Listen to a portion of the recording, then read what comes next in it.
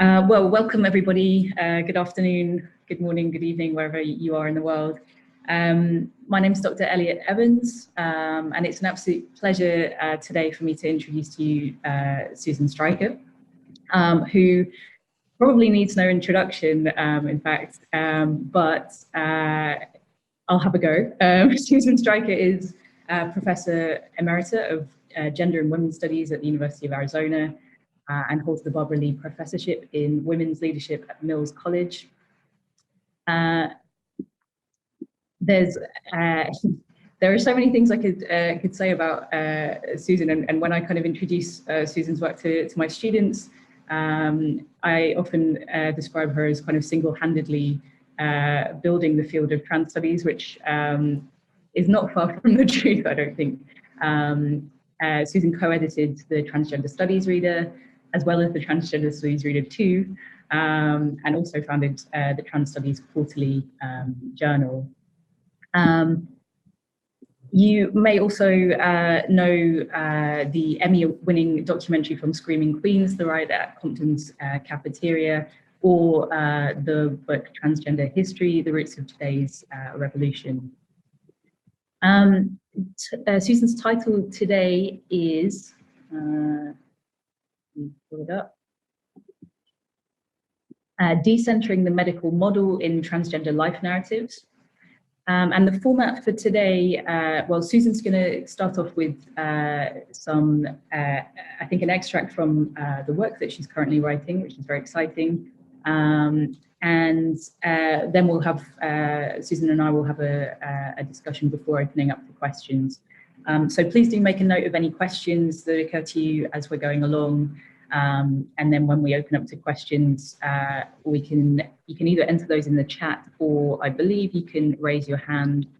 Either way, we'll get to questions eventually. But yeah, without further ado from me, I'll hand you over to Susan. Well, hello everyone. Nice to see so many little squares on my Zoom screen. It's such an interesting thing to do these days, to give talks on Zoom. Just like the not knowing where anyone is other than the little Brady Bunch square on the screen. So good to see you all. Elliot, thank you for the warm introduction, and also Rebecca and Benjamin for reaching out to ask me to speak at this event. Emily for your tech support, and thank you all for deciding to spend 90 minutes of our lives together here today. As Elliot said, it's like the format today. It's like I'm going to make some fairly casual comments, share an excerpt from a manuscript that I'm working on, and then turn to some prepared questions. I just think it's more interesting, honestly, to have more of a back and forth than just to listen to a person drone on and read something. So hopefully we'll have a lively conversation, and that I really look forward to audience engagements after that. So to get the ball rolling, I just sort of want to reflect on the fact that I turned 60 a couple of weeks ago. And I'm usually not a big birthday person, but it's just like it has sort of been on my mind. It's like 60 feels like one of those turning points in life, and that's put me in a very retrospective mood. I got a birthday greeting from an old friend and colleague in the trans world, Kate Bornstein, if some of you know her work as well. And she was like, yeah, welcome to this side of 60. It's like, it's time for you to like embrace your role as a crone and, share your crone wisdom with the world. And I'm trying to see how I look, as a crone. But it's sort of, like I said, it's put me in this very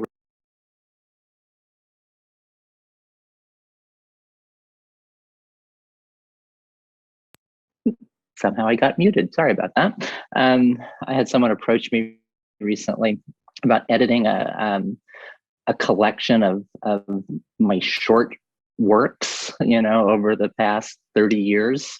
And I thought, oh, that's a very, generous thing. Let me go back and look at some of my older work and pull together some manuscripts for you. And the thing, it's like that's actually what prompted my some of my thoughts today, was like looking back over things that I have written over the past 30 years and being struck by a really remarkably consistent through line for my own work. That even though I've worked in a lot of different fields and film and critical theory and gender studies, and as a historian, as an archivist, that when I look at what I've written, I think that there is a very consistent problem that I feel like I've addressed. And while I was having these thoughts, I had been asked to do a corporate consulting gig, and I really don't move in the corporate world at all. It's a very different way of thinking. But I was working with this group of people at this big tech company, and they said to me, okay, so what's your brand? What's like, if you could talk about, if Nike is just do it, what's the Susan Stryker brand? It's like, how would you think about what you're doing in a catchphrase or a buzzword? And just the thing that popped out was changing gender. It's like, that really feels like what my work is about. It's not just me as a trans person changing my gender, but it's like working as an activist and an intellectual and a knowledge maker to change gender as a social system. That was my goal. And I hadn't thought about that phrase until I was asked to come up with one. But then what occurred to me was that, well, the book that I'm working on right now is called Changing Gender, a Trans History of North America from Colonization through the Present. When my colleague Paisley Curra and I were founding the journal TSQ, Transgender Studies Quarterly, Duke University Press said, well, we need a marketing slogan. What's your marketing slogan? And we said, oh, it's called TSQ, we're changing gender. I look back on the very first special issue of a journal that I edited, which was the Queer Studies journal, GLQ, a journal of gay and lesbian studies. They did a trans studies issue back in 1998. And what I said in the introduction of that special issue was, I reflected on the fact that I was really angry at the way that trans people got treated, and that I had decided, when I was, at the time of my life where I was deciding whether or not I would socially, publicly transition or not, that it infuriated me that the way that my own sense of life unfolding needed to progress was to squeeze my whole life through this very narrow gate called transsexualism. That it was, this highly regulated, controlled, policed, violent process that I needed to subject myself to in order to be the person I considered myself to be for others. And that what I had said in the introduction to that issue was, by the time I'm through with it, the word transsexual is going to mean something else, and that was a life motivation and a career motivation. And reaching back even further, the very first academic article I ever published was called My Words to Victor Frankenstein Above the Village of Chamonix, which was about using the literary example of Mary Shelley's monster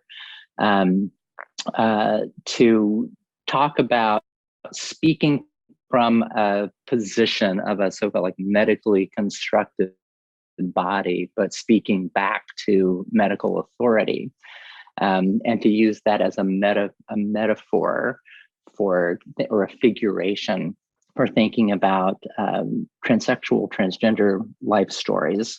And the way that piece ended was, to say it's like, that we all come into a world that has been sort of socio-symbolically structured before our arrival into it, that we come into this world that has been made, we are thrown into it, and we can't choose the conditions of our emergence, but that we can perhaps deform that structure as we move through it if it operates in a way that is like inimical to our own thriving and surviving.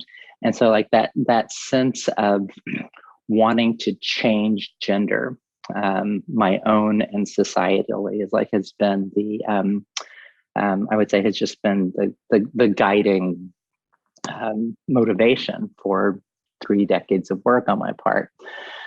And now, since this is a conference on contemporary women's writing and the medical humanities, I thought it might be appropriate to read a passage from the book that I'm working on, which is from the introduction. Most of the book is much more of a standard, expository history text. I tell stories about things that happened a long time ago, but the introduction is more personal, where I try to set up, what's my stake in telling this story, and who am I to tell it, and what's my perspective on this history.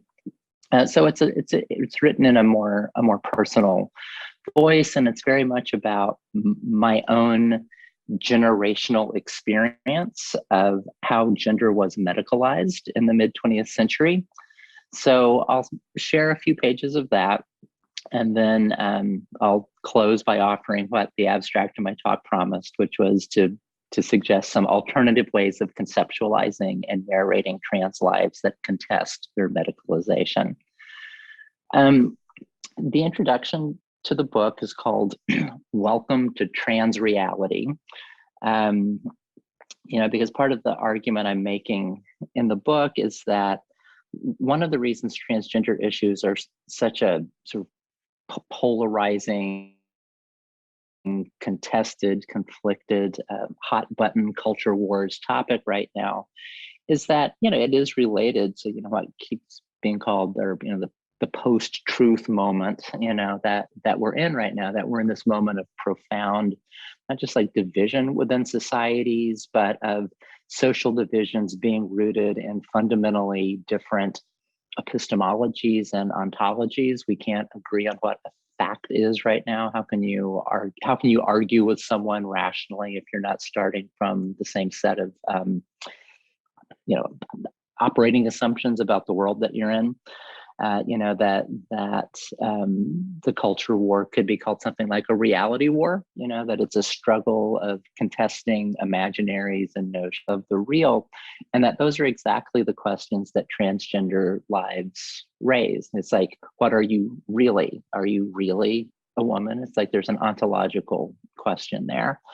And that precisely because we're in this contests of warring realities, that the trans body, which stages these questions, is just one of the prime places to have these bigger fights. So yeah. Let me see where I want to jump in. So in the introduction, I just sort of tell a little story about. Let me just start at. So, by the time I'd finished college and started a PhD program in U.S. history in 1983, I'd found a grand total of 4 academic books touching on trans topics at my university libraries. The psychiatrist Robert Stoller's Perversion, the erotic form of hatred, which was every bit as icky as its title suggests. Mother Camp, an ethnography of drag bars and theatrical female impersonators by the brilliant lesbian feminist anthropologist Esther Newton. Janice Raymond's The Transsexual Empire, an urtext of feminist transphobia that imagined trans women as a conspiracy of patriarchally controlled fembots trying to subvert the women's movement from within. And Divided Sisterhood, a pamphlet in response to Raymond by the underappreciated early trans feminist gender scholar Carol Riddle, which taught me that trans people have long had a self-conscious politics of refuting and contesting the misrepresentation of our lives. By the time I'd earned my doctorate in 1992, the sum total of my knowledge of trans history could still fit in a single slender manila folder labeled transsexual stuff, tucked in the back of a drawer of my file cabinet. I look around my office now and estimate that I have about 1,500 books of relevance to trans history, in addition to a file cabinet full of photographs and hard drives filled with terabytes of PDFs and audiovisual material. The hardest part of writing a broad brushstrokes history of transness in the US and its colonial antecedents is not that there is so little information, it's that there's so much. Why would we ever have thought otherwise?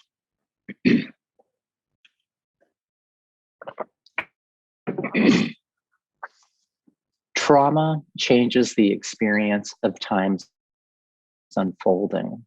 We forget for reasons. Trauma breaks time into bits and puts us in the position of piecing time's fragments together time and time again. It pushes us into alternate temporal slipstreams that could have been if only something hadn't happened or if only something else had. It compels us to puzzle over gaps in the past that can perhaps be somehow filled with facts or fictions that orient us toward desired futures where healing has long since transpired or was never needed to begin with. Small wonder, thanks to the astute suggestion of an observant atheist, that Kurt Vonnegut's Slaughterhouse-Five became my favorite novel as a teenager. An anti-war polemic recounting Vonnegut's experience of surviving the firebombing of Dresden when he was a POW there during World War II, the novel's structure exemplifies post-traumatic states of mind that jump back and forth between imagination and autobiographical experience. Vonnegut's hero, Billy Pilgrim, has become unstuck in time. While he lives his rather mundane post-war life, simultaneously been abducted by fourth-dimensional space aliens from the planet Tralfamador who have 5 sexes and experience all of existence as an eternal now and omnipresent here. As a trans kid, I could relate. I was not acutely traumatized as a child for being trans because I hid it. Nobody hit me or kicked me out of my home, but that did not save me from the more diffuse trauma of my body's inexorable transformation at puberty.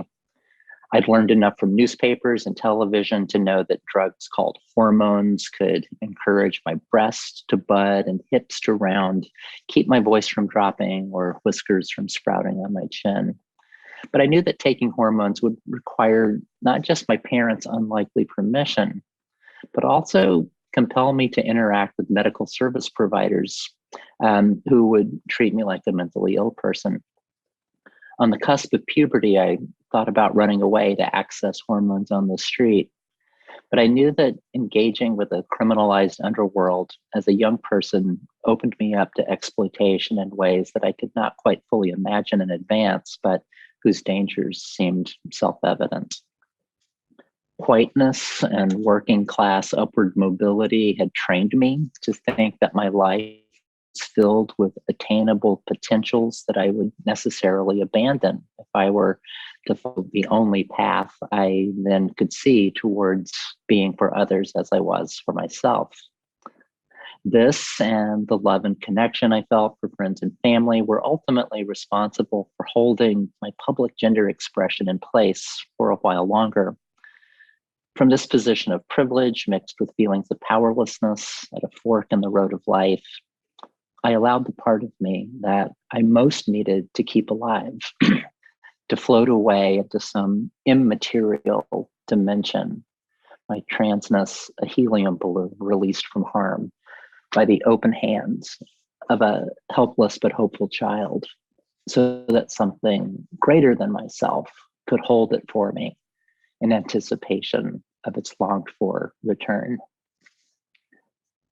From time to time, I still remember things that I forget over and over again. Sitting on a car's warm hood with a guy from high school named Don, drinking Seagram 7 and 7-Up and smoking weed, watching the summer sun sink behind the silhouette of the Wichita Mountains, those improbable granitic remnants of an ancient mountain range rising magnificently from the southern Oklahoma plains. Foghat or Foreigner or Bad Company blaring from the 8-track. Don's parents were psychologists who ran something called the Human Ecology Learning Program, HELP, through which they provided an eclectic range of social services at the HELP Center. A little buzzed, Don confessed how freaked out he was that his parents worked with transsexual clients. His parents helped them burrow into the woodwork of a post-transition life in a new gender in an out-of-the-way place like Lawton, Oklahoma, as if my hometown was the last place on earth someone would expect to encounter a bunch of transsexual weirdos.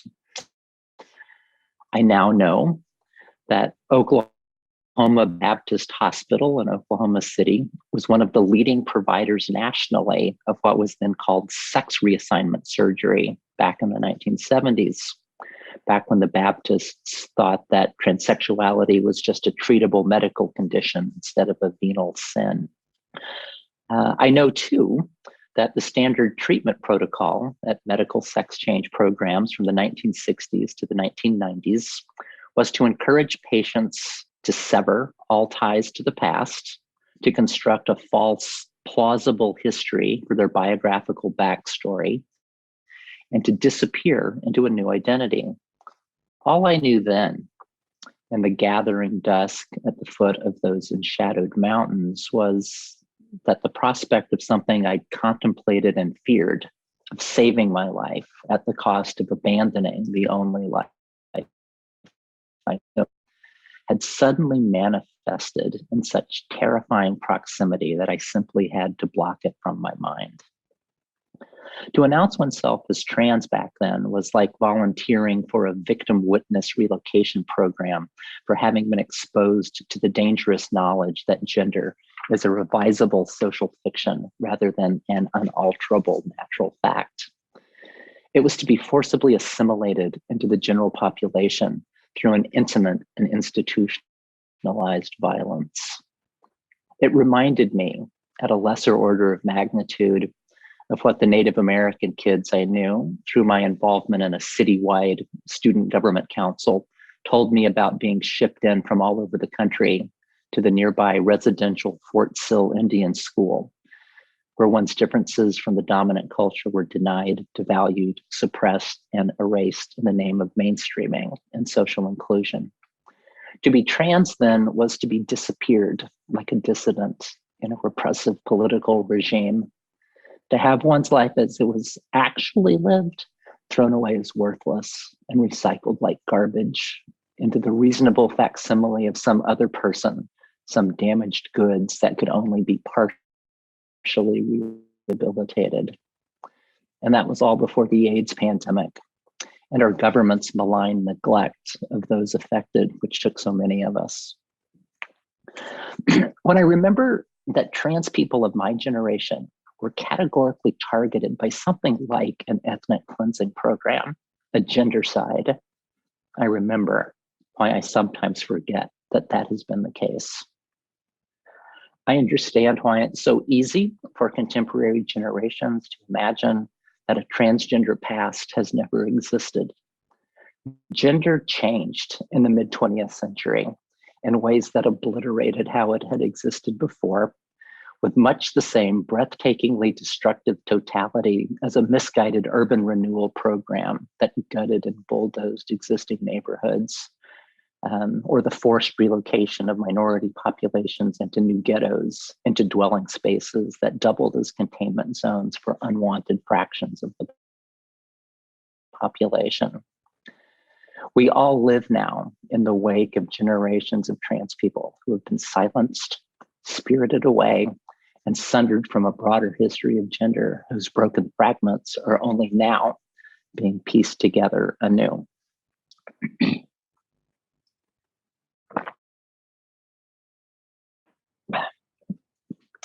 So then I go on to outline, but it's like, all right, let me piece these broken fragments together for you here. This is my take on it.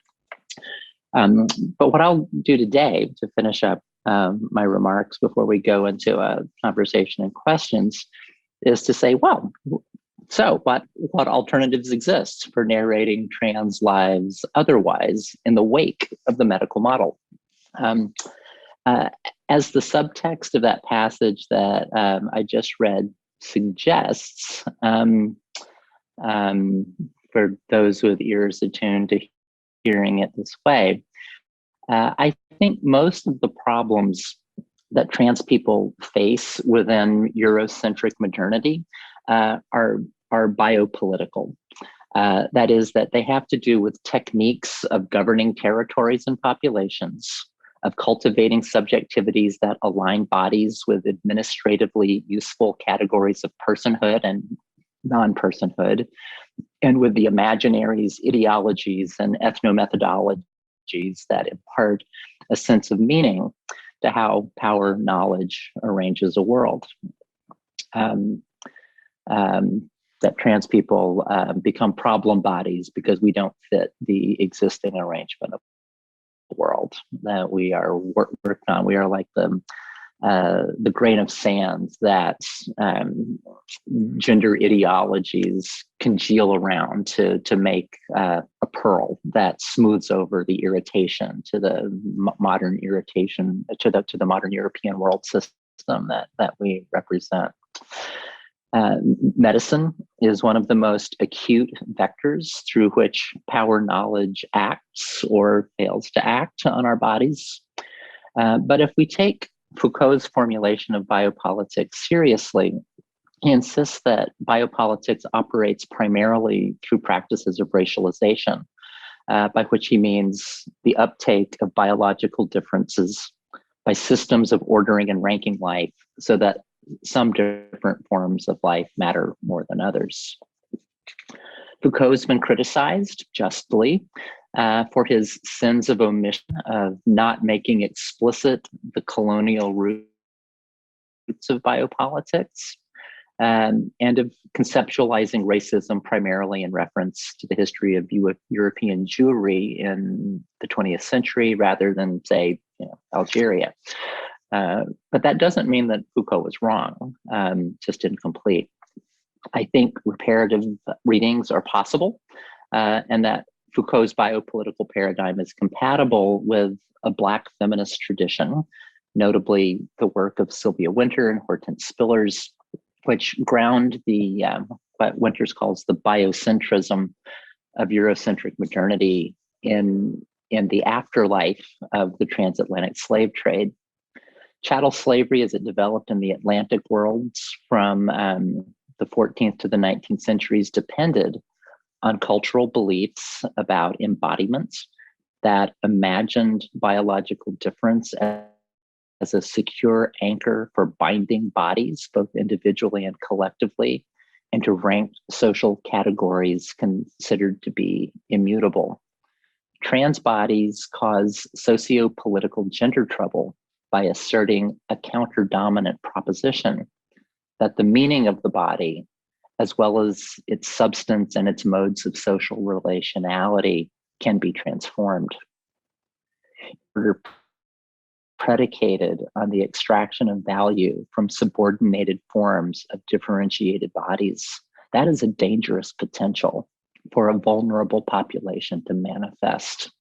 It puts a target on our backs. So how might we tell new stories about those precarious bodies that increase their life chances and contribute to processes of sociogenesis, of making new persons and new peoples in a trans world?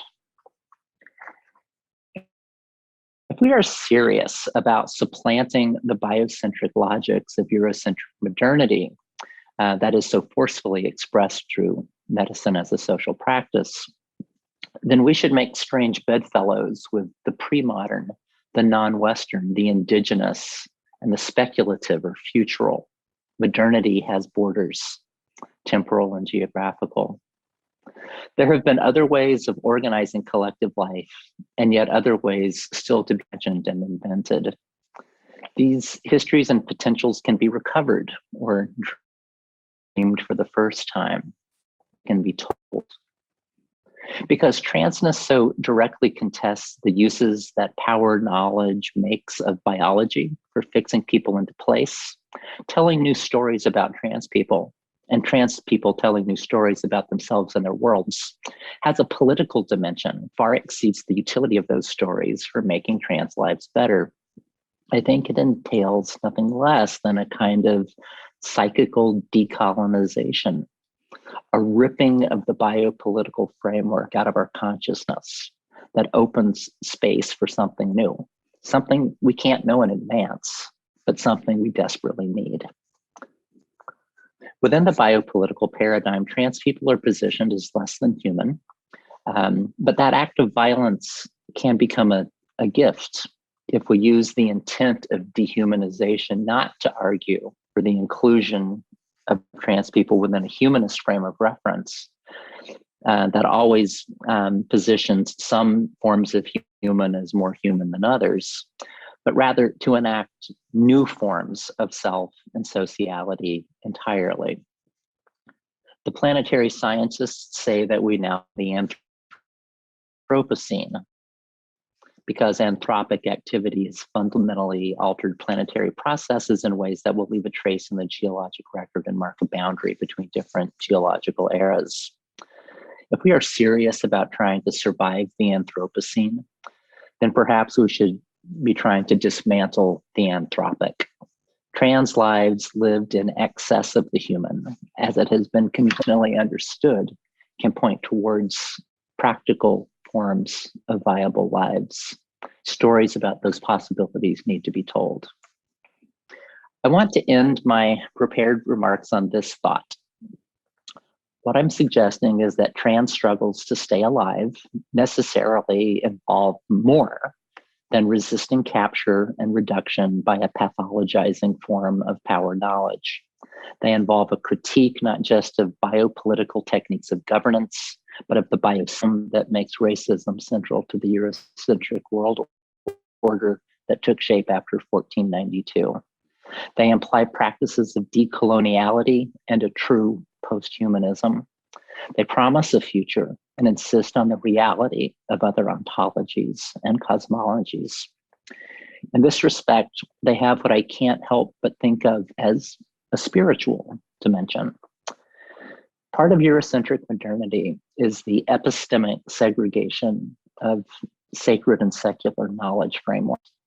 Part of moving beyond the narrative framework of Eurocentric modernity is losing whatever shy secular materialist reticence we might have about asserting any beliefs we might have about dimensions of experience and existence that come to us from outside the modernist paradigm. Trans storytelling can be a kind of ritual or incantation that casts a narrative circle within which to conjure new realities. They can be ways of doing things with words that move people in ways that change them. Most simply and basically, I would put it like this. Trans people have discovered, for the sake of our own survival, a capacity for deep transformation. It is our calling in this world historical moment when so much hangs in the balance to bear witness to the fact to others that this capacity for self-transformation is something within us all. That's what I try to do in my own work to change gender. And I hope it's what you aim for when you do your work on contemporary women's writing and the medical humanities. Thank you for your time today. And I look forward to our questions. Thank you so much, Susan.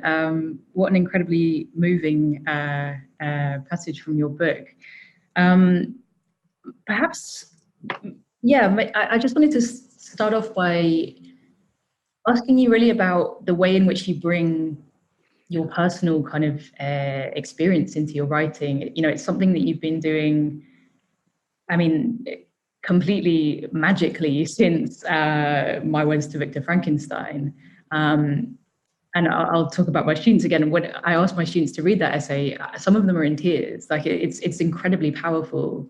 I wonder, I think many of us as trans researchers feel obligated to bring in something of our kind of personal lives and to kind of open up about our position as a researcher. But I think you turn this into such a strength. I wonder if there's anything you wanted to kind of say about using that kind of narrative. Yeah, thank you for that question. I mean, it is. I mean, I feel like I do write in many different styles, but the one that I think of is like, no, this is my jam. This is what I do, is that weaving of what I think of as a kind of an autoethnographic or autocritical framework where I do weave between personal experience and,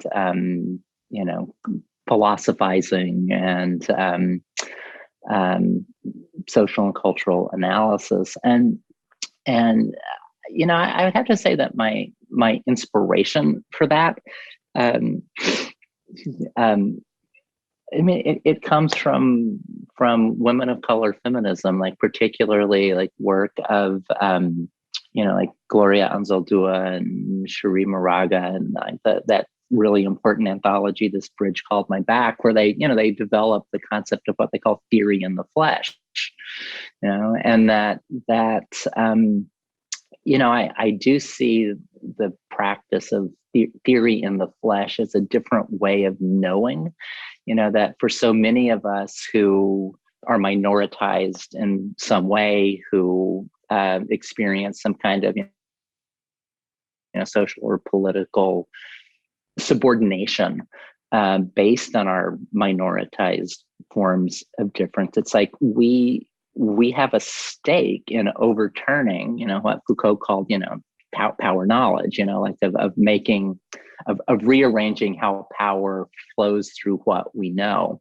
And that so much of what counts as sort of legitimated and formal knowledge is something that I think can keep us in our place, and that there is a political stake in making knowledge otherwise, and that we know we who are minoritized or subordinated about something know because of how our body moves through the world.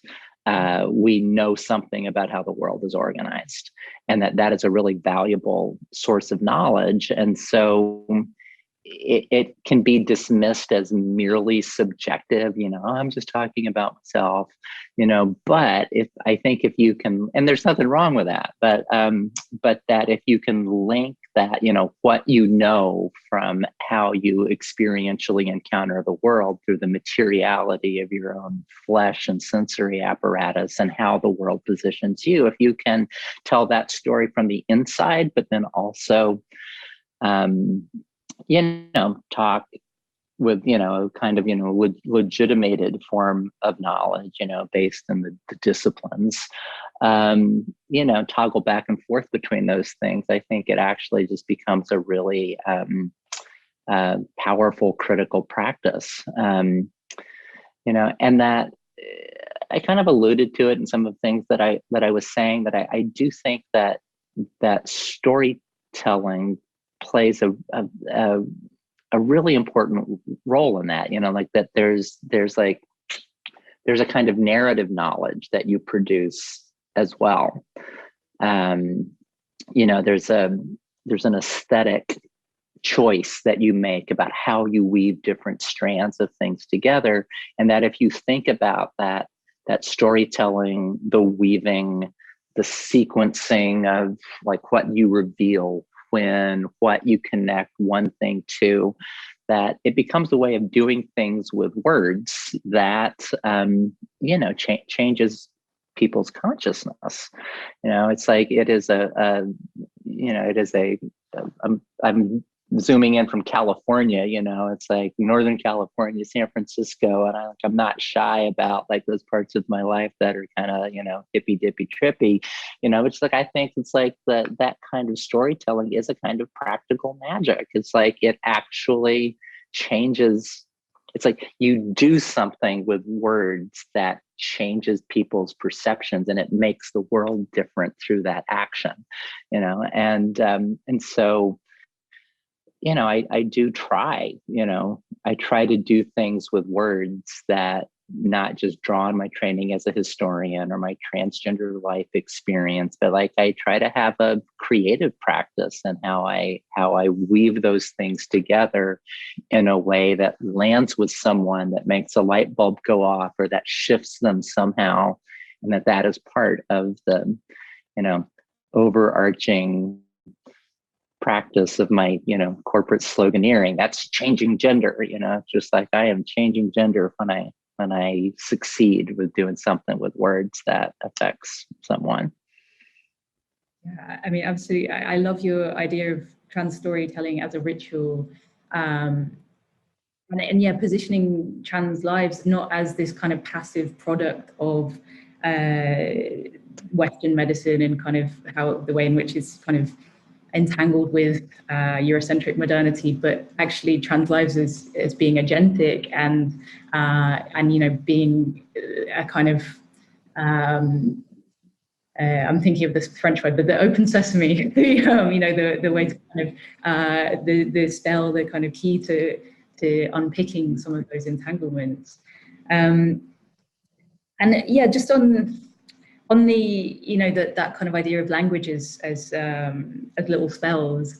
I was going to ask as well about the different kinds of, or the different modes of writing that you work with. So yeah, this kind of personal autoethnography, and then kind of very high theoretical work. Again, I'm thinking about My Words to Victor Frankenstein, but also the incredibly powerful poetry that you include in that. Are there things that you feel that kind of these different modes of writing do differently, can maybe perform better? Is poetry able to do things that theoretical writing isn't able to do?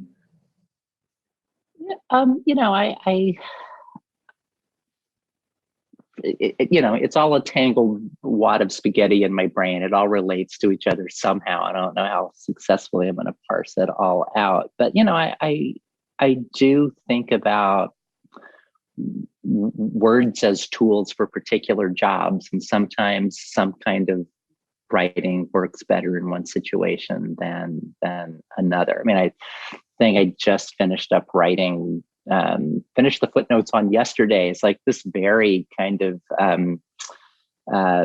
social scientific geographic urban history sort of piece, that it's just like not written in a poetic language at all. It's like, but like that's what the piece called for, is a different style of writing. So yeah, do I, the poetry question is hard, because it's like I don't think of myself as a poet. I mean, like I'm really ignorant about poetry. It's just like yeah, but it's like, so in that piece, My Words to Victor Frankenstein, and you say like I included poetry. I mean, I can tell you what happened there. It's like that as I was writing it, I was trying to do work in prose, and I was struggling with how to express what I was saying. It felt kind of broken. And I thought in my mind, it's kind of like, oh, that's like a line break in poetry. It's like, maybe I should do this thing formally. It's like where I'm writing expository prose, and then as the content shifts, I need to shift the form somehow. It's like, so I will just take these words that I'm writing and put line breaks in it to make it look like poetry. And so for me, it's like, well, is it poetry or is it not? I don't know. I don't have any training as a poet. I don't have any knowledge about poetry. It's just like, it's a totally amateur effort. I wanted to make something that looked like poetry out of words written as prose, because, like I said, it's like it was a shifting in form to express content in a way that wasn't otherwise, manifest. I thought, oh, that's kind of like a trans thing, It's like, it's like, is it that thing or does it just look like that thing? Like, I don't know, And so, yeah, it was just an experiment. So, but the deeper sense of like a poetics rather than a poetry, that is something that I feel like I consciously aim for. Like when I think about the word poesis, that it if you trace it back to its roots, I mean, it really is about a kind of breathing of life into something, a breathing of life into form, and that sense of like a generative expression of like you using the arrangements of words on a page or spoken aloud to breathe life into something. It's like poesis in that sense is very much what I try to do. And I said I kind of do it by the seat of my pants. It's just like it's part of that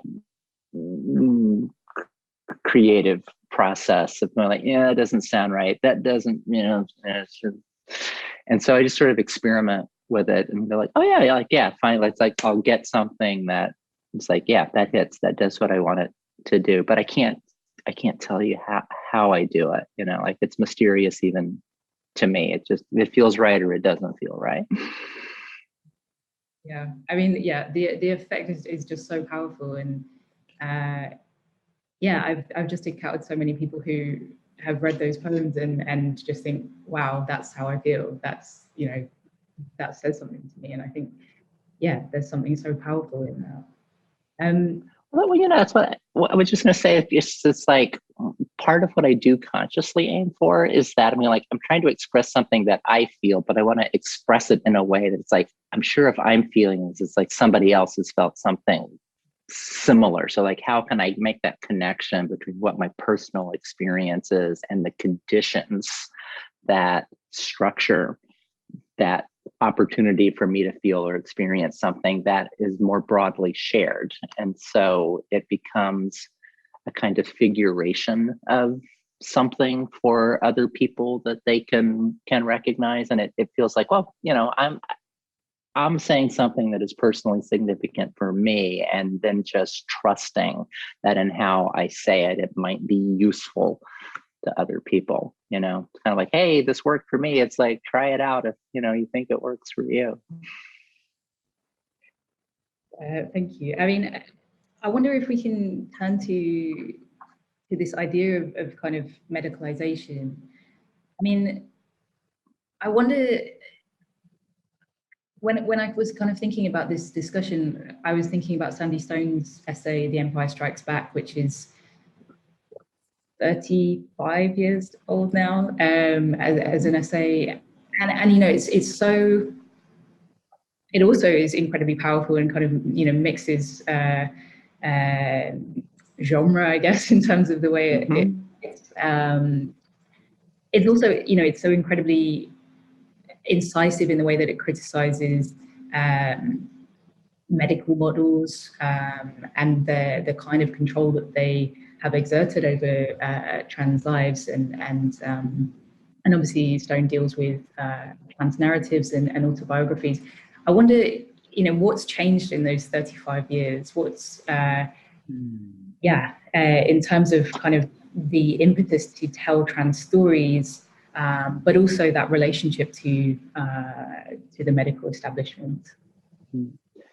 Yeah, I'll just say I think Sandy's post-transsexual manifesto has been one of the most influential things that I ever read. That there is a way that I think of my words to Victor Frankenstein, as being in a kind of call and response relationship to the post-transsexual manifesto. I just said, like I just turned 60. I'm starting to feel like I'm entering my crone years. I'm becoming the granny tranny here, but Sandy is like great grandma granny tranny. Like she was such inspiration for me. She's become a friend. I think she's amazing. And yeah, there's something that I feel like I emulate, and work that she has done. And that piece, post-transsexual manifesto, it came out of the really remarkable intellectual, political, feminist community at the University of California, Santa Cruz. That Sandy, after she'd had a multifaceted career, like as a sound engineer and audiologist and medical researcher and computer programmer, she wound up in her 40s, falling in with the History of Consciousness crowd at the University of California, Santa Cruz. She was mentored by Donna Haraway. Gloria Anzaldúa was there at the time. Sheila Sandoval was a grad student when she was working on methodologies of the oppressed. Teresa de la Redes, was there, who organized the first conference that got called Queer Theory, which was about women of color feminism and sexuality and gender. That was the conference that, if you sort of know your history of queer theory, it's like Jose Esteban Munoz, says like, yeah, let's not think about queer theory necessarily as something that comes from Eve Sedgwick, in an English department on the East Coast. But it's like, let's look at the centrality of women of color feminism and Anzaldúa's work, and Santa Cruz is this, that was where the first queer studies conference took place. And Sandy's piece, the Post-Transsexual Manifesto, was written for that conference, and so the kind of work that piece does of taking Sandy's lived experience and her different, professional competencies, but like ungluing and remixing it through the lens of like a queer psychoanalytic feminist science and technology studies framework. It's just, it was a kind of intervention into knowledge formation that just, it just blew the roof off for me. Like the question of transness, that it really, it used these very, very powerful critical analytical tools to, sort of blow up exactly what I was talking about in the introduction to my book. It's just like that extremely controlling, like mid 20th century strategy of containment, thinking about gender itself, medicalized gender, as something that contains dangerous forms of difference and seeks to regulate it and control it. It's like that was very much what happened to trans people in the mid 20th century. Sandy experienced that even more directly than I did. She's my mother's age. Sandy's in her mid 80s now. So she's a full generation ahead of me. But that it's her way of framing medicalization as something that produces a kind of univocal trans experience. Like there's a particular trans story that needs to be told. There's a certain nosology and symptomatology of it. That to say like, no, it's not that. Just like transsexualism is this medical discourse that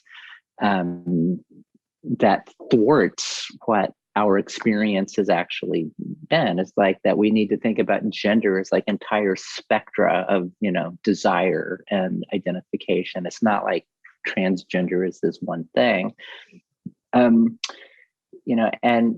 And so like that sense of, what she called for a kind of heteroglossic outpouring of stories about gender difference. And that's what I felt like I was answering to, that in my own, where I was in my life, I was just finishing up grad school. I had just come out as trans. I was completely unemployable in that moment, like being an out trans lesbian, in the early 1990s with a PhD in history of religion. It wasn't, I was not a viable candidate for the job market. But I was thinking, it's like, there's this way to connect my experience as a trans person with like all of this, school book learning, that I got at UC Berkeley. It's like I was there in the years between Foucault's death and Judith Butler's arrival, when there was this amazing amount of work going on history of the body, and like Tom LaCour was there. It was on my dissertation committee. I mean, it's just like there was this really interesting intellectual ferment at that time. And, it's just like, I thought there's this way to connect what I'm experiencing with my body, like through what I know with reading. And I need to speak and write about it in some new way, but it's like, my head's going to explode. I can't figure out how to do this. And then I read Sandy's post-transsexual manifesto. And I was like, that's it. She's done it. Like, she cracked the egg, it's just like, this is the pathway. To telling new stories about transness. And so then I wrote my words to Victor Frankenstein right after reading that thing, like, okay, like I'm going to do that thing. I'm going to do that thing that Sandy said that we should do. And here's my stab at it.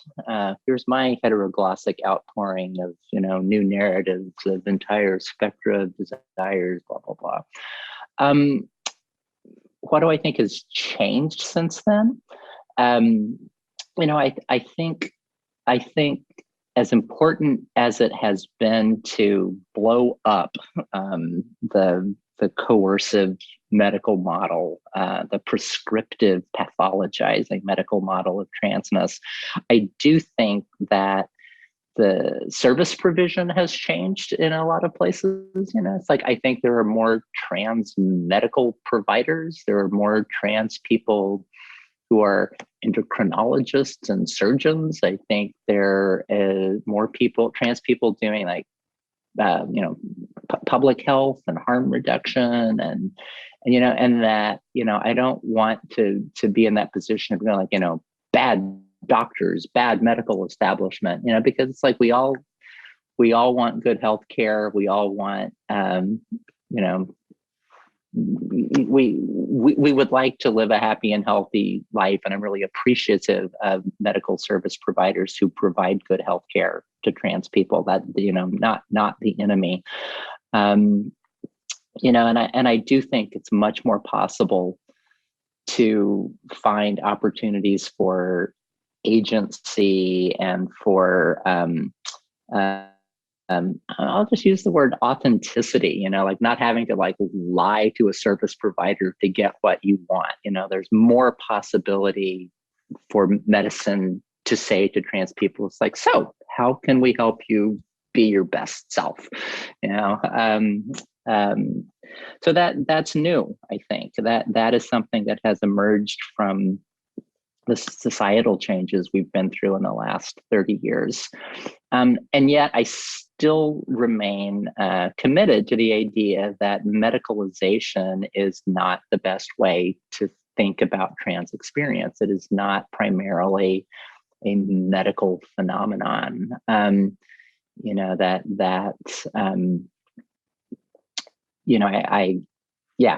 just think, I think we would all be better off if we did not render gender diversity and choices about how to live within one's own flesh as something that is best understood through either a psychological or biomedical perspective. we need good healthcare, and what we're doing is actually something else. Yeah. I mean, I suppose in some ways it's a question of expertise, right? And the kind of power dynamics that go along with that, right? Do you go to a doctor to be diagnosed? Do you go to like tell the right stories in order to get what you want? Or do you have that kind of genuine conversation, between something less hierarchical? Yeah, just a quick little story. I remember back in, must have been about 1993 or 94, there was a series of conferences that had been going on in Houston, Texas. I think the first one was in 92 or 3, called the International Conference on Transgender Law and Employment Policy. It was organized by this trans woman named Phyllis Fry, who actually became the first openly transgender judge in the state of Texas a few years later. But Phyllis was still around, but I really think those conferences were, they kind of produced a blueprint for what the trans civil rights movement of the 1990s became. But I was at one of these conferences, and there was, Phyllis, given the sort of the keynote at this conference, and she says, "We are here to say that it is not the doctors who tell us who we are." And I'm going like, "Yes, sister, go on." And she says, "It is the lawyers." And I'm like, "Oh, you missed it." It's just like, oh, it's like, no, we are the authorities on ourselves, like it's not, anyway. But yeah, it's a question of like which expert knowledges count in a particular context. So yeah. I mean, Foucault couldn't have done that one better. Okay, I'm going to. I can see there are a couple of questions in the chat already. So if you have a question, I'll just take these questions in the chat to begin with. But if you have a question for Susan, do please feel free to raise your hand. You can do so if you look to the bottom of the screen under reactions. You can either add a thumbs up or a party popper, or you can raise your hand. And if you want to ask a question, then you can click the raise hand button and just leave that on until I get to you. So the first question that we have in the chat then is from Chris Robu, who says, "Thank you so much for this awesome talk, Susan. I'm very interested in your biopolitical and decolonial readings, which resonated with Paul B. Preciado's work. Thus, I was wondering about your practical and theoretical perspective on hormones and self-medication as it was experienced and theorized by him. Thank you." Over to you. Okay, well, what do I want to say about hormones?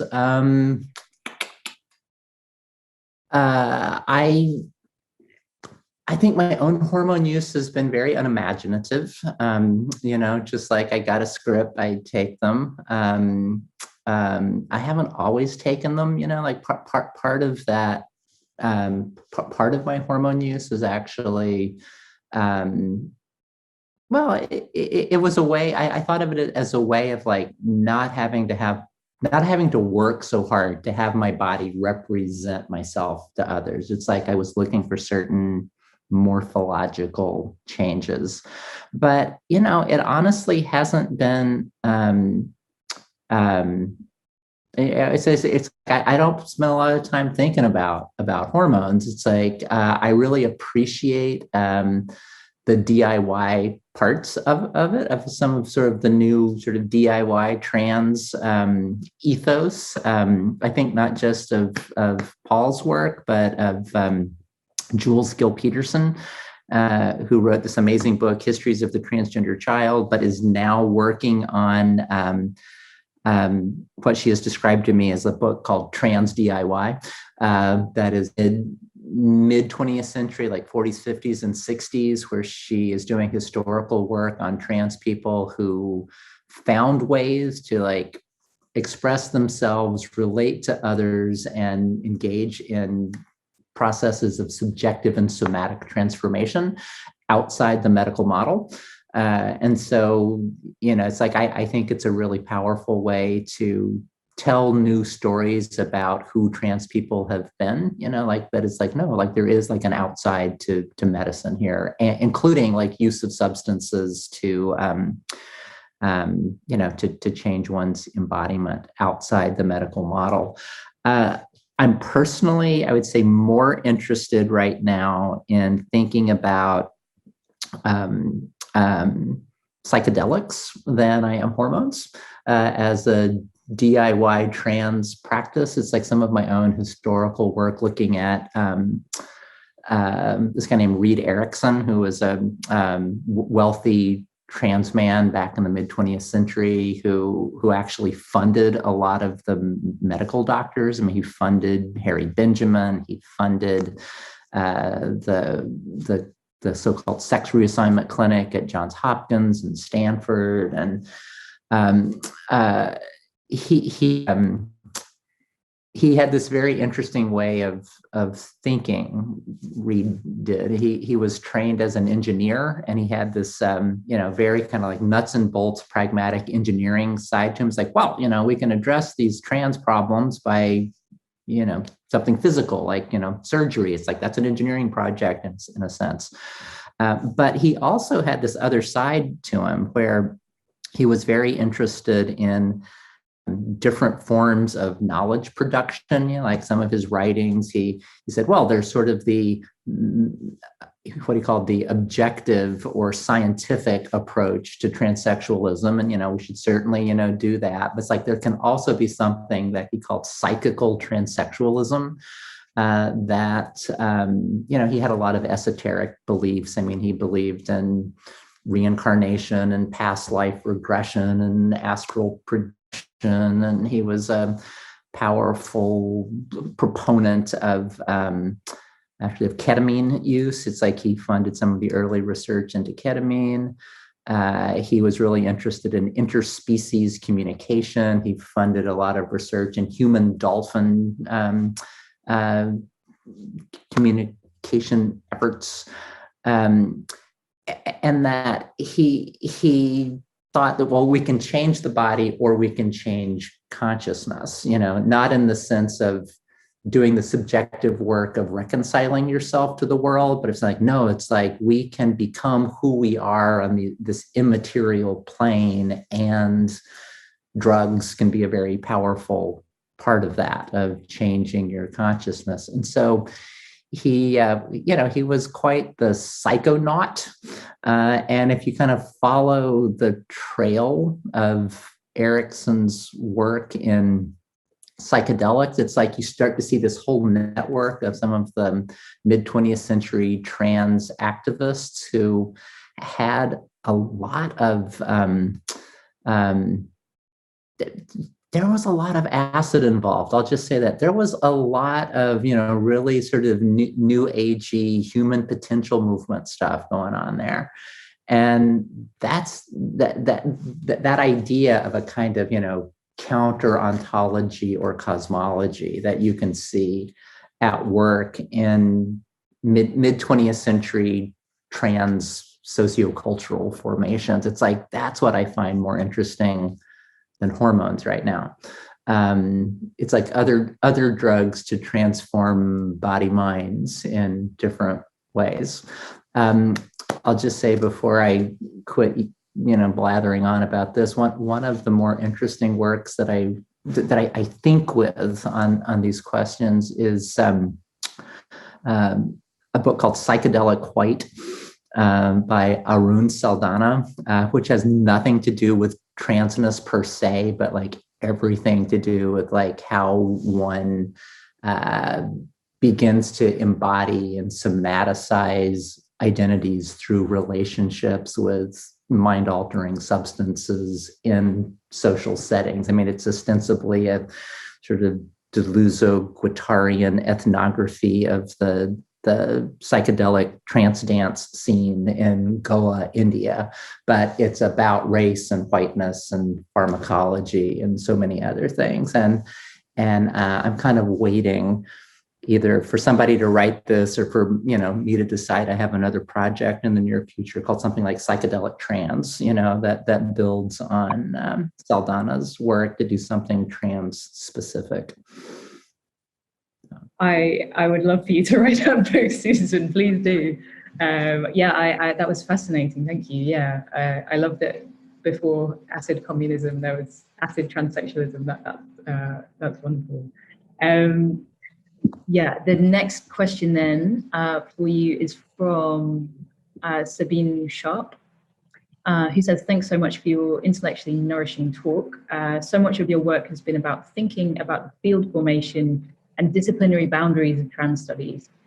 I wondered if you speak about what you think the relationship between trans theory and the medical humanities is. Is trans studies necessarily situated within the medical humanities, or are these aspects of trans studies, aspects of trans studies that resist this framing, or is their relationship entirely different? Yeah, great question.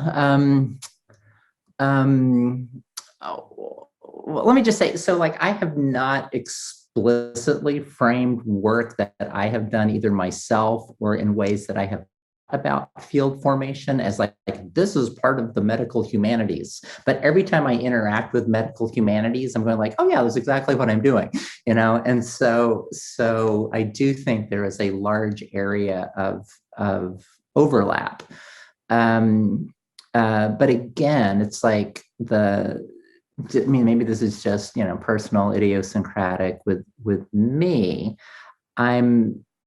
I'm just not as interested in thinking about transness through a medical lens. It's historically significant, that happened. That we can look at the, medicalization of gender difference or differences of subjectivity around gender identities, going back into the 19th century, certainly.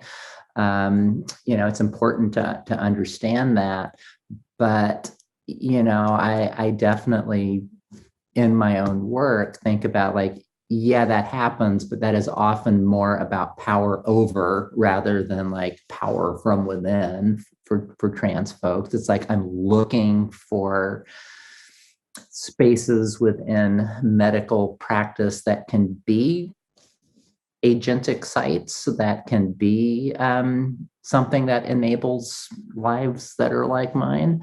But I do kind of admit that, there's a little bit of a chip on my shoulder, a little bit of I'm going to come into this expecting contestation or expecting to be misperceived. And so it's definitely more guarded, contested, agonistic, and I'm always thankful when, there doesn't have to be a struggle, I really appreciate the fact that my own medical doctor is a trans woman, that's that lets me go into a medical setting and just say I'm here because I picked up, a hepatitis virus when I was a teenager. I had hepatitis A. So my liver's a little janky and, I'm just here to get some blood work done. And, and you don't have what people call trans broken arm syndrome. You go to the doctor with one thing and you're oh, I broke my arm. And so you're a trans person. I don't know how to deal with you. So it's I just have not, I haven't prioritized thinking about transness through the medical lens. But what I do like in the medical humanities is that sense of medicine as a social practice that has many dimensions to it, including many narrative dimensions to it. I love narrative medicine, sort of even as much as medical humanities. But my own focus has been really different, I think. How I think about trans studies field formation is that it comes out of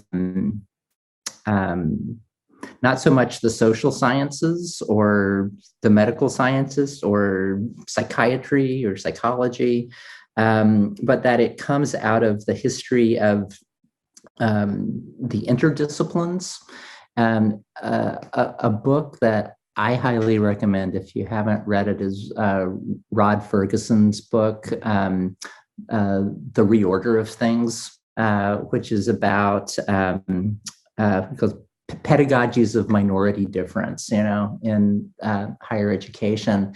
And he situates the rise of the interdisciplines in the US Academy as having to do with what does state and US neo-empire and the academic establishment, like what questions do they want answered? It's kind of like the Jim Scott's book in Like a State, like when you think from the perspective of state, empire, capital, like what does power want to know? Like what kinds of knowledge does it need?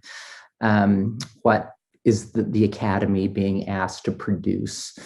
That in the post-World War II period, as the US was sort of assuming the reins of collapsing US empires worldwide, in the context of the Cold War, that there was just a need for specialist kinds of knowledge, like area studies or things that no one discipline could answer. And so there was this cultivation of a new mode of knowledge production in the context of neo-empire and Cold War, that essentially like worker capital and racial capital in particular, and that this, in conjunction with the social movements of the 60s, it's like what you saw happening in the academy was social movements demanding certain kinds of liberatory practices or analysis of, social inequalities that get captured by the academic institution in a way that instead of getting, Black liberation struggle, like what you get as a Department of African American Studies, just like that there's a way that the university becomes a site of political, social struggle over who knows what about whom, and so they can be both these academic fields, critical race studies, ethnic studies, feminist studies, queer studies. It's like they become problems. Like they exist because there's certain problems of governance, that are happening. And there's a certain kind of need for knowledge to reproduce state and empire and capital that are simultaneously sites of struggle for people who come from these socially subordinated communities. And so, I think of trans studies as being in that broader problematic. It's like there was a moment in the early 1960s, in the early 1990s, when, the Soviet Union has collapsed, when we're entering the period of, the so-called New World Order in the US, that, Bush era rhetoric of, the irrational exuberance of the marketplace, the early days of internet culture, that suddenly material conditions had changed rather quickly. The biopolitics of gender had shifted somehow, and there was this need to think about gender otherwise. At the same time, you have trans people who are engaged in liberation struggles, people like me and others who were like, no, like it's not just about changing laws, it's about changing consciousness, it's about developing new analytical tools. So there's the convergence of social movement activism with opportunities within the academy to begin to institutionalize a field of knowledge about this. and that, I see it, even I've done a lot of work over the last 30 years to try to create an institutional support for trans studies, being fully aware that that makes you complicit with some things, but it also gives you a chance to struggle and engage with it. And so a lot of my work in field formation has been to try to move the kinds of resources that the academy can provide, whether that's through jobs or through through the kind of cultural capital that can accrue to you through, peer-reviewed publications or professional credentialing, et cetera, et cetera. So,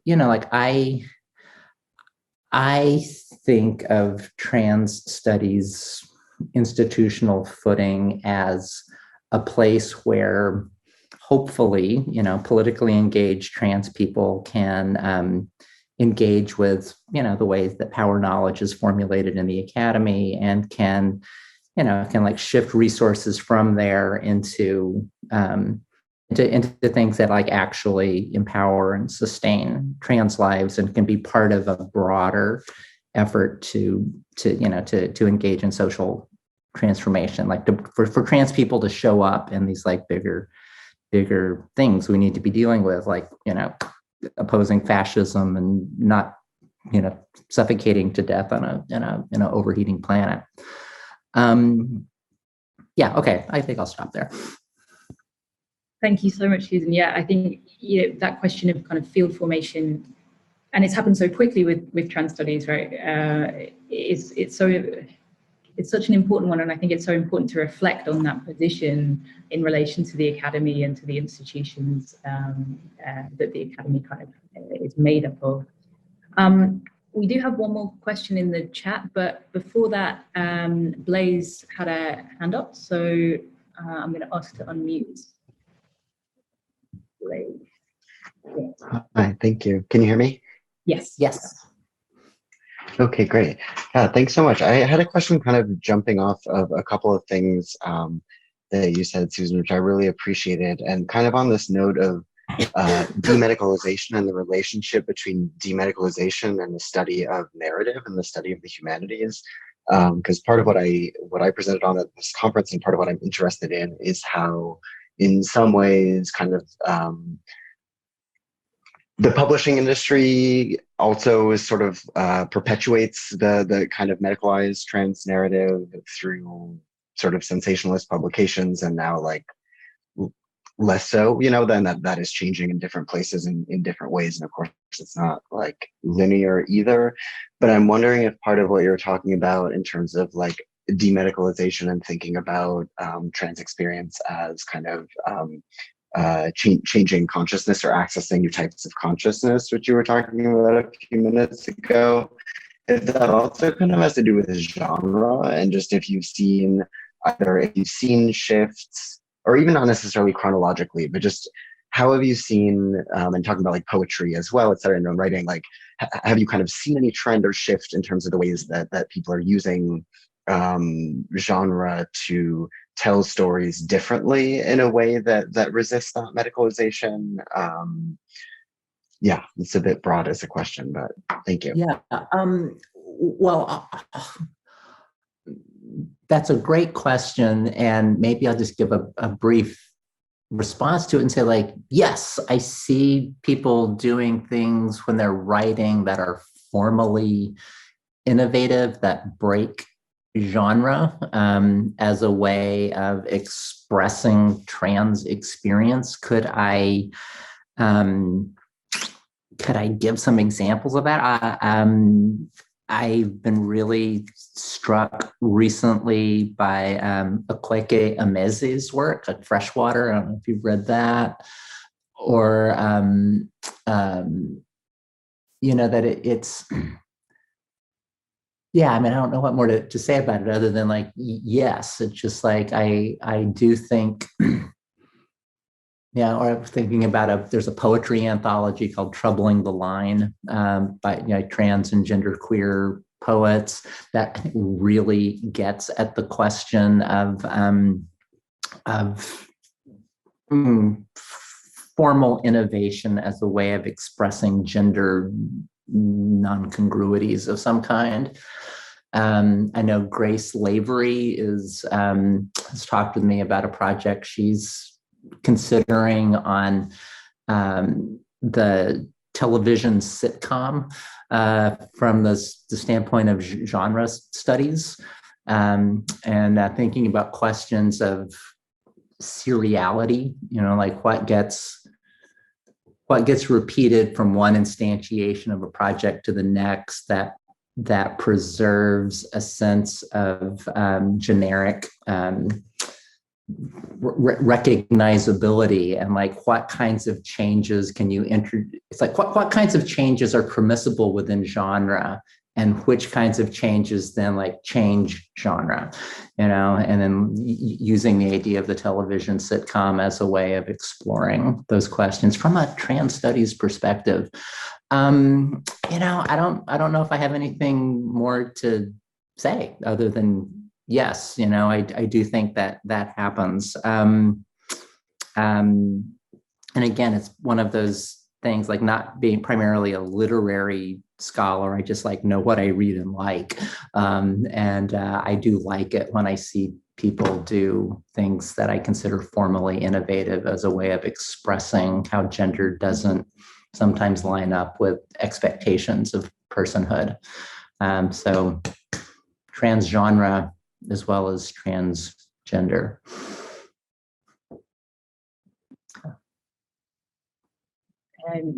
Thanks, Susan.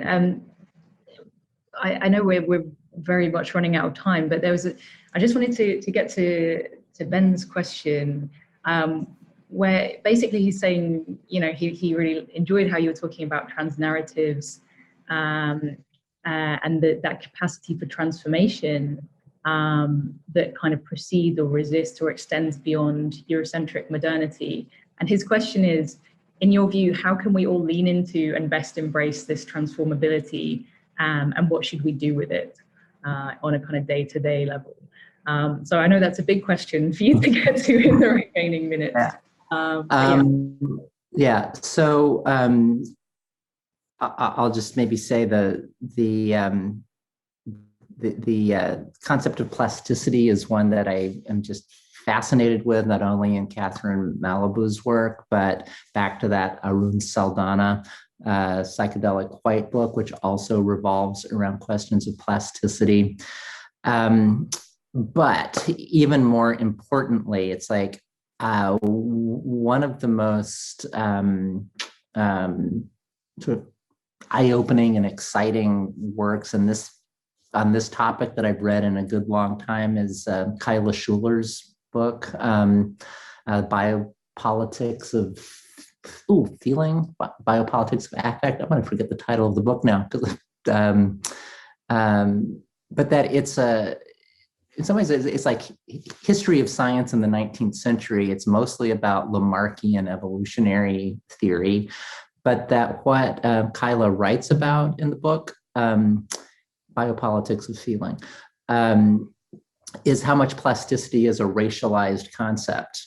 That she does this amazing intellectual history of how notions of plasticity of form were treated in different strands of 19th century evolutionary theory, and how particularly in the Lamarckian tradition, which was actually dominant in the US, it's like Darwin did not, kind of achieve hegemony until much, much later, but that in the sort of Lamarckian view, so some bodies were imagined as being more transformable than others, and that a capacity to receive sensory impressions from the world that resulted in some kind of morphological or evolutionary change was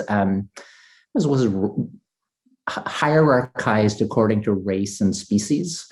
That the idea of white flesh being more refined than like flesh of people of color, which was considered to be more animal, it was cruder, it was like not as responsive to the environment. It's why, you know, white people could be reasoned with, but you just had to beat some sense into the brutes. You know, it's like that. It was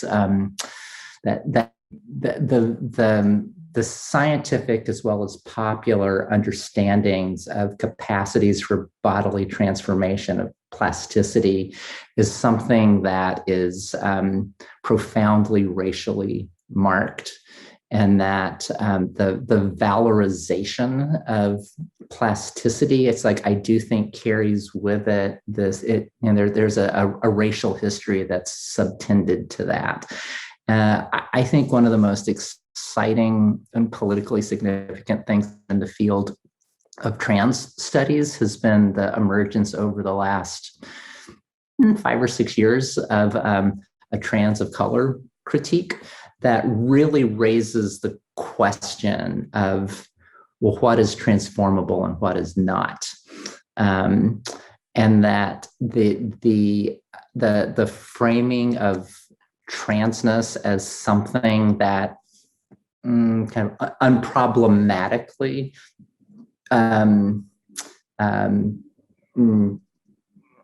what do we want to say?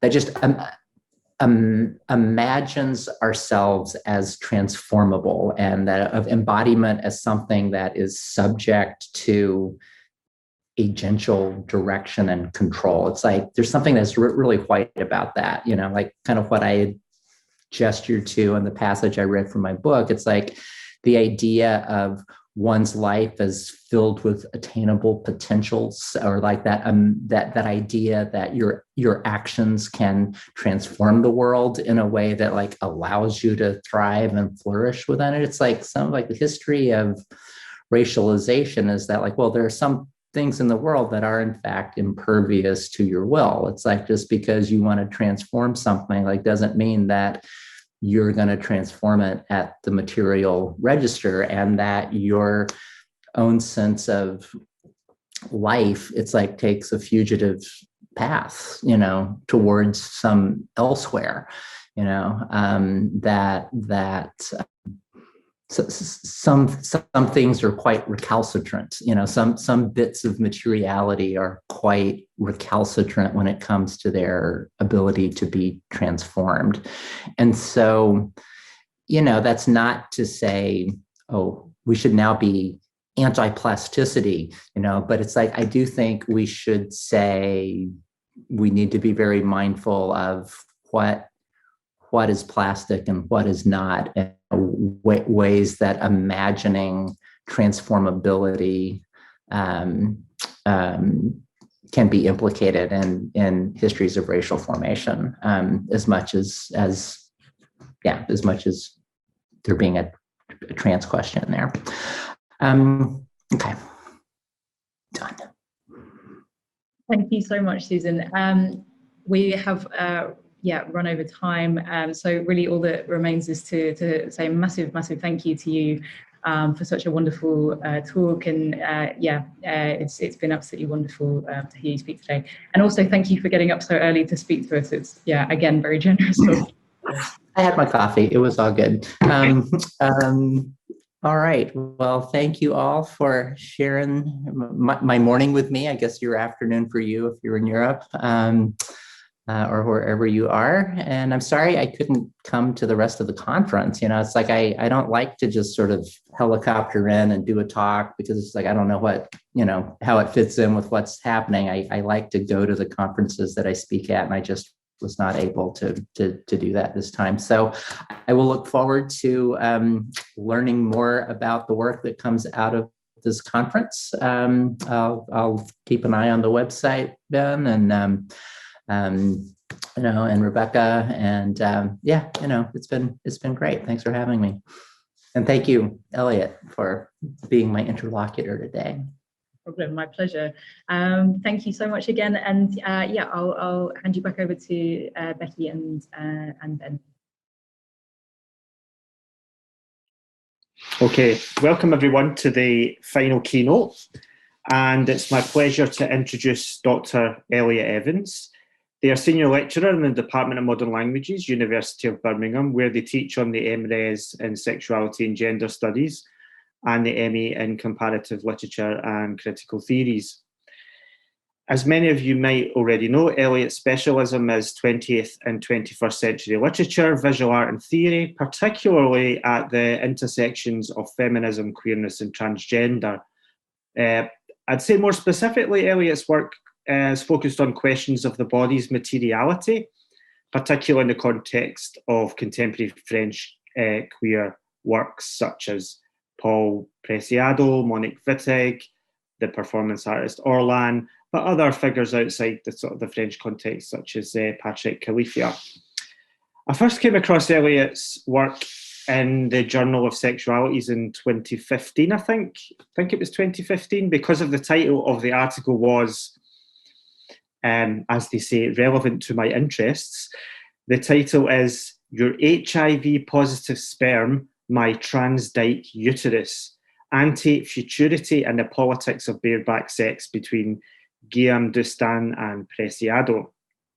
And more recently, we overlapped as presenters at the Viral Masculinities Conference at the University of Exeter. So I'm excited to hear Elliot speak again. Elliot is the author of the 2020 monograph, Queer Permeability, The Body in French Thought from Wittig to Preciado, which is with Routledge. And they are co-editor of the collection Plaisir de Femme, Women, Pleasure and Transgression in French Literature and Culture 2019. Among Elliot's many other publications are a recent chapter in this book, Raw, which is really worth getting. And again, fantastic title, Your Blood Dazzles Me, Reading Blood, Sex and Intimacy in Monique Wittig and Patrick Califia. And it's really fantastic the way Elliot is able to bring Wittig and Califia into dialogue.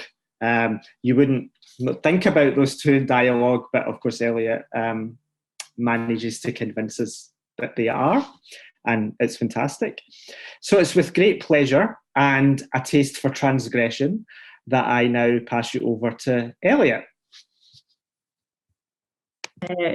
Thank you so much, Gary, for that lovely introduction.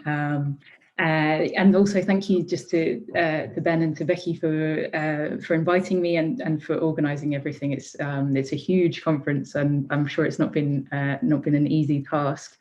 And also just thank you everyone involved for giving up your Saturday. So I hope this will be an enjoyable hour and a half. I'm going to have a presentation, so I'm going to share that now. But yeah, the title of my my paper today is "Who Can Survive a Plague? Epidemic Fathomability and Universalism in HIV Prevention, Diagnosis and Treatment." And what I want to do today, broadly speaking, is to address the issue of universalism in healthcare. But more specifically, I want to examine the ways in which minoritized subjects have been excluded from research into disease, in this case, HIV. And this universalism extends across diagnostic criteria, so how disease manifests and who is counted in statistics. Also clinical trials, so which drugs are effective and to what extent. Treatment protocols, so what kinds of methods are effective and appropriate for treatment, and finally prevention campaigns to prevent the spread of disease, in this case, seroconversion. So I'm going to be talking about a Québécoise video artist, Esther Valiquette, whose films explore the experience and the very gendered experience of living with HIV as a woman in Montreal in the early 1990s. So I'll be taking you through some of the visual language she uses to explore a very heightened sense of not belonging to the world of HIV, and also a sense of HIV not belonging to her, of being other to her. I'll be using Valiquette's work to think more broadly about who has been excluded or overlooked historically and in the present in the language of HIV, with very material consequences.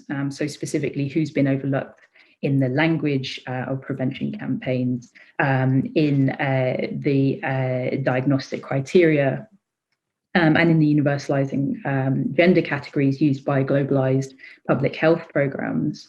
So WHO, to use the terms of Shari Dworkin from her work in 2005, is epidemiologically fathomable, who is not, and how might subjects try to make themselves so. So when thinking about experiences of illness and healthcare, HIV would still seem to many to be one area where women may be justifiably overlooked. I'm not sure if you can hear the seagulls. I'll try and speak over them. But yeah, the assumption is that, the assumption of many rather, is that the HIV is about Western gay men. It's a story of Western gay men. And Vivian Namaste refers to the broad cultural narrative in which the history of AIDS is said to have been first located in US gay male communities. However, HIV is not and never has been an issue that solely or even predominantly affects gay men, and certainly not in the West, when we consider it as a global pandemic.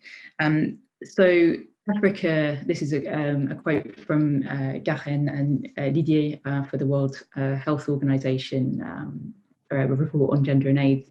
And they note that Africa is by far the continent most hardly hit by HIV/AIDS, accounting for roughly 2/3 of the world's cases and only about 10% of the world's population. In Africa, heterosexual contact rather than homosexual contact is by far the most frequent mode of transmission.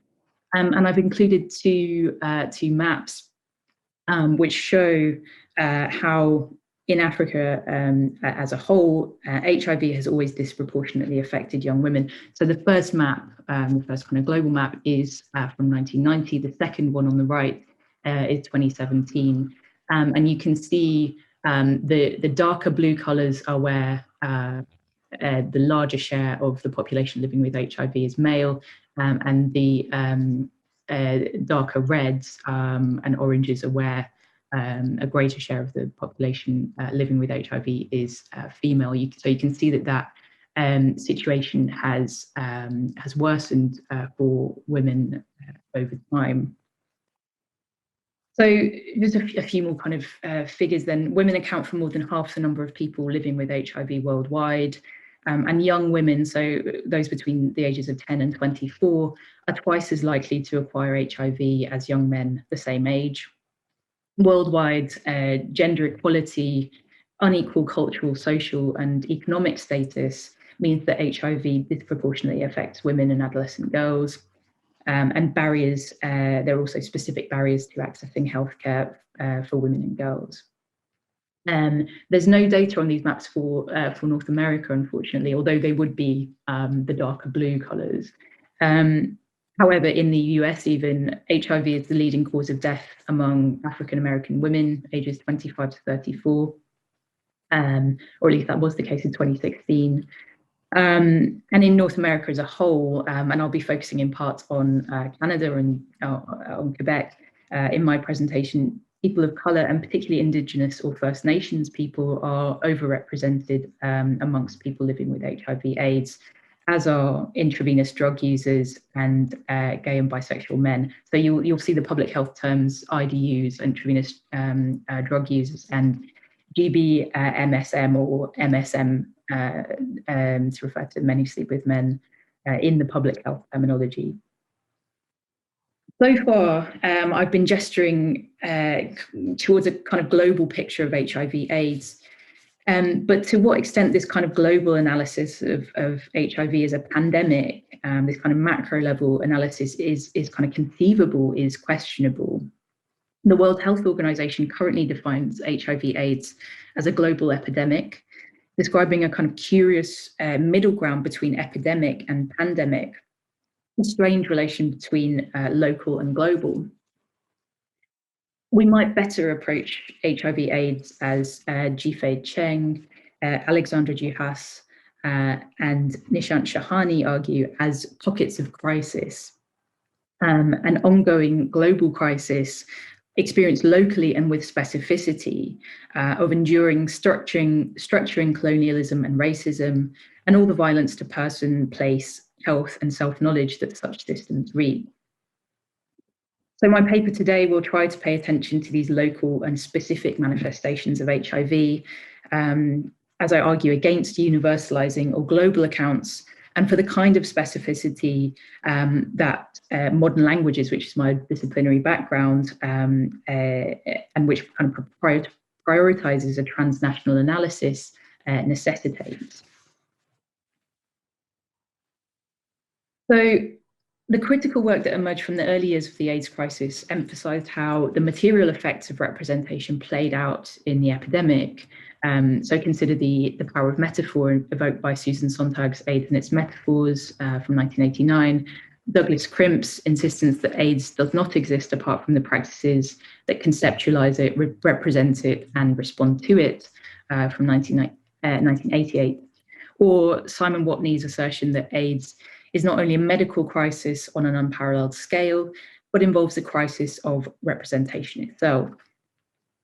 However, in their focus on the US, or at the very least on the Anglophone industrialized West, these critics were not attuned to the ways in which this representation varied and in turn played out differently according to this kind of local context. The wider project that this paper is drawn from asks how the circulation of visual image figured within the Francophone world, whose role in understanding the epidemic is vital. So the transatlantic traffic of HIV retraces in a peculiar way the roots of French colonization. Jacques Pepin's work from 2011, The Origins of AIDS, argues that the HIV virus, before it was discovered in kind of Western scientific terms, traveled from West Africa to the Caribbean when migrant workers from Haiti, who'd been recruited to work in what was then Zaire in the 1960s, returned home. And as Richard McKay summarizes in Patient Zero from 2017, from there, through the transnational blood industry and sexual liaisons between American homosexual travelers and infected Haitian men, the same subtype of HIV made its way from Haiti into North America by the early 1970s. The transnational blood industry McKay refers to is a particularly ugly example of contemporary biocapitalism, whereby cheap, in inverted commas, blood plasma, $3 US per liter precisely, from economically deprived Haiti, from Haitian bodies, was exported to the US and to other industrialized nations through companies like Hemo Caribbean, which operated in the early 1970s and was co-owned by the second in command to then Haitian President François Duvalier. This Banque du Sang Noir, Bank of Black Blood, as it was termed, illustrates the kind of complex transnational networks in which the traffic of HIV must be understood. So networks constituted by systems of global biocapital, mobile migrant workers, colonial legacies, international tourism, and transnational corporations, and of course now by global NGOs and public health organizations as well. In considering the visual language of HIV/AIDS within specific national contexts, I ask what this can tell us about the transnational traffic of the HIV virus itself, of the artistic work produced around it, and of the curiously global yet local activist movements infamously ACT UP with its various local chapters. And through the comparative study of visual work from various cultural and national contexts within the Francophone world, the wider project hopes to counter the unspoken universalism that's been present in the understanding of HIV/AIDS and in the critical reception of visual work emerging from the HIV/AIDS crisis, which is often far too narrowly focused on work from the US or even more narrowly from the New York art scene. So returning to this principle of paying attention to context and to locality, to specific pockets of crisis. My first instance of such a pocket of crisis that I'll focus on today is the city of Montreal, Quebec in the late 1980s and the early 1990s. Quebec played an interesting role in the early years of the epidemic as it manifested in North America. Firstly, geographically close to the first diagnosed cases in the US, and really importantly, these were not the first cases. Those clearly seem to have appeared in West Africa, but the first cases diagnosed by Western medicine. So Montreal, somewhat bizarrely and entirely erroneously, soon came to be figured as ground zero of the epidemic in North America.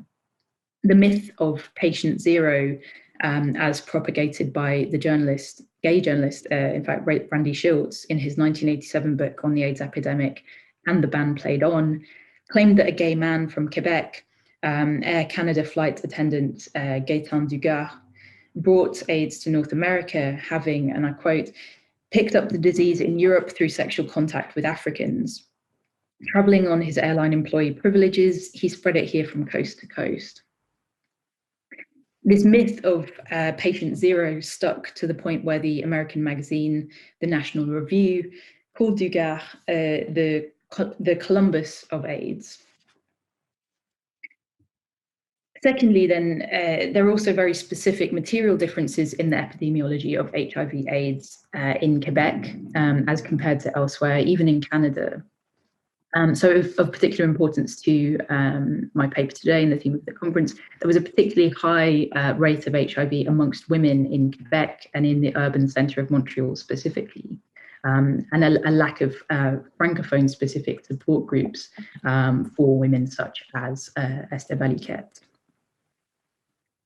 So AIDS in Quebec at this point was associated with what was known as the 4 H's: Haitians, hemophiliacs, homosexuals, heroin addicts. Yet in this local case, Haitians were at once overburdened in the media, blamed for causing the epidemic, for spreading disease, and yet simultaneously underrepresented in medical diagnostic criteria. So this is a table from Vivian Namaste's chapter, AIDS Histories, Otherwise, the Case of Haitians in Montreal, which is actually from this book, AIDS and the Distribution of Crises, published in 2020. So Namaste notes the different clinical experiences of the disease according to region. So in the US, tuberculosis was overlooked as a severe opportunistic infection and therefore neglected in HIV/AIDS diagnosis. So a bit of science, I guess. HIV does not manifest the same in all bodies, right? There are these opportunistic infections that kind of that crop up and are used to diagnose the virus. So we see that the imposition of a US clinical definition of disease excluded certain bodies, notably Black ones, from inclusion in global research. And that, to quote Namaste, a generalization of US epidemiological statistics across North America gives the mistaken impression that AIDS first hit white gay male communities. So since, and again to quote Namaste, since the clinical manifestations of AIDS were different among Haitians than among the white US gay men observed in early studies, this meant that Black men and women living with AIDS were simply not counted, or at least not counted in the same way. So basically, if you look at the table on the slide, since Kaposi's sarcoma, I've put a big blue arrow next to that, was one of the primary severe opportunistic infections that came to be associated with HIV and which resulted in diagnosis. And HIV/AIDS does not primarily manifest as Kaposi's sarcoma. Black people, including Haitians, were overlooked in diagnostic criteria. Women in North America were likewise excluded from diagnostic criteria, as well as clinical trials of relatively early AIDS treatment drugs like AZT. Higgins states that women were nearly invisible at the beginning of the HIV/AIDS epidemic in the United States. And because of this closer identification of the virus with gay men, later IDUs or injection drug users, intravenous or injection. So Higgins et al. Note that women were absent from clinical trials, and the CDC, or the Centers for Disease Control and Prevention's AIDS case definition failed to include certain common disease manifestations unique to women. So just as Kaposi's sarcoma might be the primary manifestation in white gay men in North America, a clinical understanding, and again to quote Higgins, greater clinical understanding of HIV in women included this recognition that severe opportunistic infections included cervical abnormalities and recurrent vaginal yeast infections. So once this was kind of understood and kind of built into, after women were finally included in research, once this was included in diagnostic criteria, you saw a kind of what Higgins calls a dramatic escalation in the number of women officially recognized as having AIDS. So what we see is that the diagnostic criteria includes this kind of universalism, and this universalism is built into the research on what HIV/AIDS is and how it manifests. Okay, it's assumed to manifest the same way that it does in white male bodies as it does in all bodies, which is just not the case. So in Quebec specifically, rates of HIV amongst women were huge when compared to other Canadian provinces. So again, I put a big blue arrow next to Montreal on this table. You can see that there's a figure of 86, so 86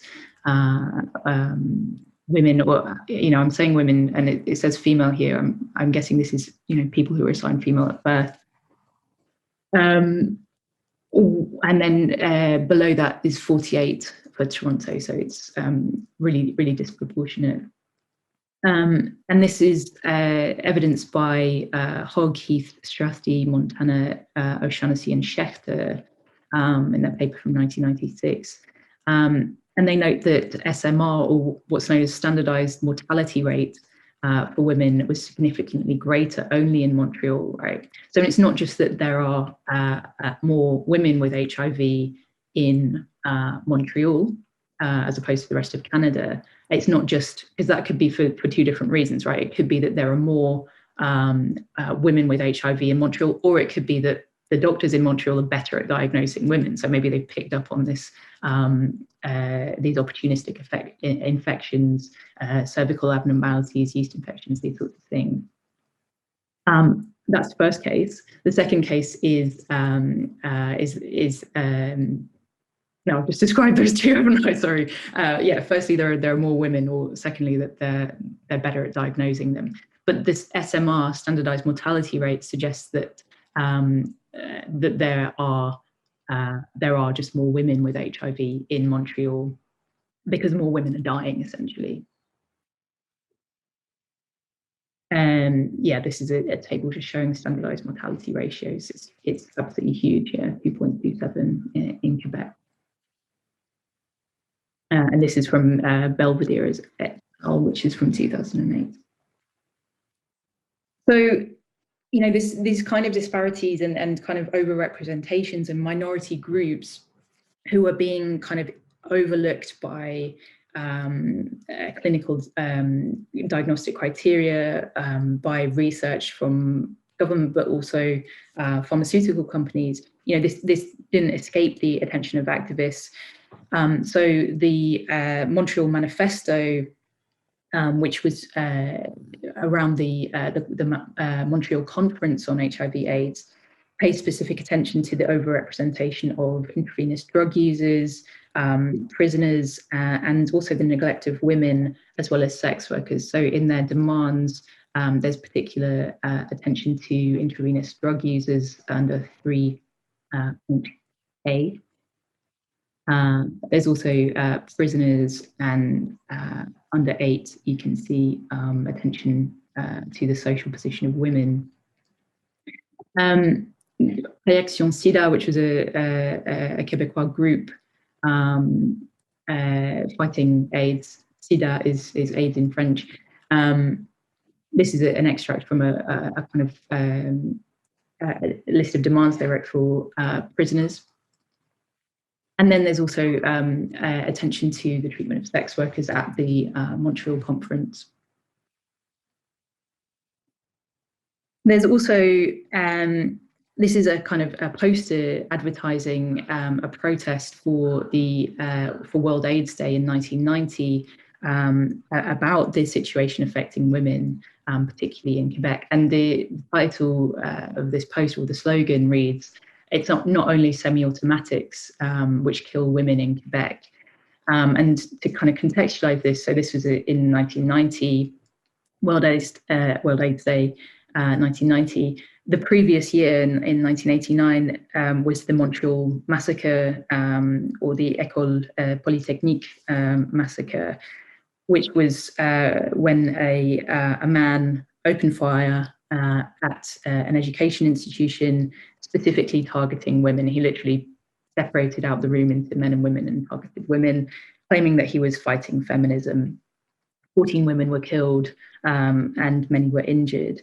So this is as ACT UP often do, it's a shocking poster. It's designed to shock, and it's paying particular attention to sexism and the situation of women in Quebec. This is a picture of the march itself, and participants were invited to wear these kind of death masks, which again has this kind of really striking imagery. Valiquette actually includes footage from this march in her work, in the Singe Bleu, which I'll get to in a moment, and references the imagery, this kind of death mask imagery in it. So I've talked about the kind of situation in terms of activists. In terms of kind of governmental policy and public health policy, Canadian federal and Quebecois provincial authorities were really slow to respond to the AIDS crisis. That's not really unique, but community groups filled this gap in provision, so or tried to anyway. The organisation Comité Sida du Québec, CSQ, the first AIDS organisation in Canada, formed in 1983, as well as the Comité Sida Aide Montréal, CSAM.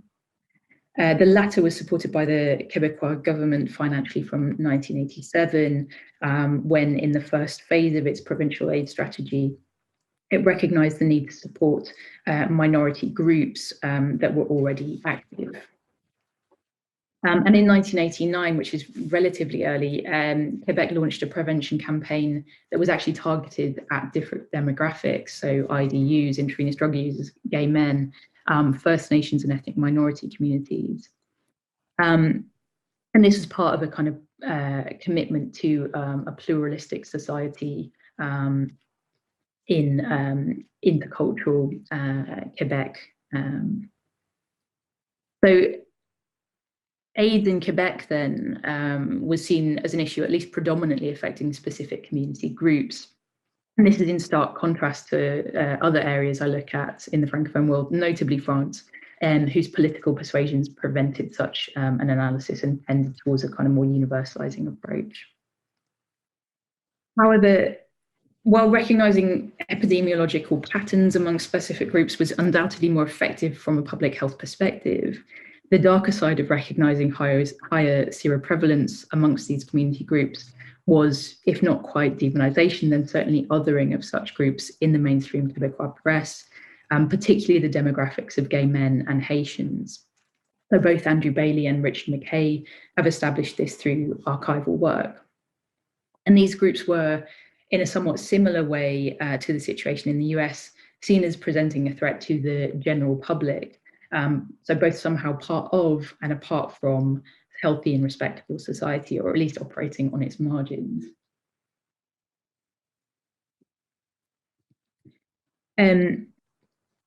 Randy Schildt-Smith of Patient Zero, Gaetan Dugard, and his supposed reckless promiscuity, or even worse, his deliberate and murderous infection of others, and that really is how it's presented in his book, was hugely influential to media representation in Quebec. Dugard was doubly othered not only as a gay man, but one who had sex with, to quote Schildt, Africans. And there's also evidence that the myth created by Schildt persisted within public health discourse in Quebec up to 1993 in the records of the Crivre inquiry.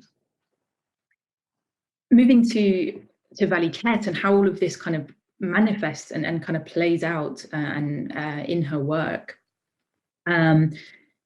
Her films then, in kind of meditating on the experience of being diagnosed with HIV, immediately associate such experience with otherness. And through consideration of the visual language employed by Valiquette, I want to consider some of the effects of the kind of universalizing approach to HIV I've outlined so far, which tend to exclude her experience. So just a bit of context and to introduce Esther Valiquette. So born in Quebec, not in Montreal, but in Quebec, and then moving to Montreal, Valiquette produced her films Le Récida, or the Story of A in English, in 1990, and Le Singe Bleu, so literally the blue monkey in English, but generally referred to as under the title The Measure of Your Passage, in 1992. And Valiquette produced these within the last years of her life. She received her HIV diagnosis in 1989 and sadly died only 5 years later in September of 1994. Valiquette shot in a variety of 35mm, Super 35mm, and VHS juxtaposed with archival images. And these relatively short films, the first being 19 minutes, the second 29 minutes long, were funded by the Canadian Arts Council and the National Film Board, respectively. Both explore Valiquette's experience as a woman living with HIV/AIDS, the first via a journey to San Francisco to interview a gay man also living with this illness.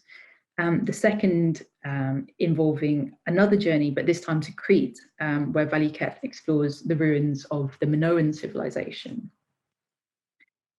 And Valiquette's narrator, for which she uses her own voice, struggles to come to terms with this otherness, attempting to identify with it, firstly through the figure of the gay man, represented by Andrew Small in Le Récida. So Andrew Small is the gay man living with HIV that she travels, or who she travels to interview in San Francisco. And then, this figure of the Singe Bleu, the blue monkey of her later film, a figure associated with the foreign and specifically with the continent of Africa, or at least Africa in the kind of cultural imaginary, not the continent itself. So the earlier film, Le Récida, the Story of A, whose title evokes through exclusively Francophone pun, Le Sida, or AIDS, is at once the story of Andrew Small, the A of the title, but also the story of the other, L'autre, again, the capital A in the title. And Valiquette frames her film, so this is one of the opening kind of scenes of the film, through which Valiquette frames it. So right at the very beginning, there's this introduction, and I've included the translation in English on the right in the square brackets. This is the story of Andrew, the story of the other, my own. And the strange use of the possessive pronoun used by Valiquette's narrator, the rather tentative addition of le mien, of my own, marks the beginning of Valiquette's attempt to kind of situate herself in relation to this story of the other. Valiquette's own experience of HIV seems to be layered with a feeling of otherness. And she notes in an interview her shock upon receiving her diagnosis. She says, "It never crossed my mind that I could be HIV positive, especially for a woman in those days." As a white woman and as heterosexual, Valiquette seems to feel apart from the particular demographic seen in dominant Quebecois discourse as being almost exclusively affected by the disease, those 4 H's, particularly homosexuals and Haitians. And Valiquette, in her own words, she says, "I felt It's not only that her HIV diagnosis others her from society, but also that she is other from the demographics supposed to be affected. And indeed, this complex layered othering is presented in the opening minutes of Le Singe Bleu, when we hear the narrator referring to herself in the second person, you, as te and tu in French, describing this sickness that only happens to others, AIDS.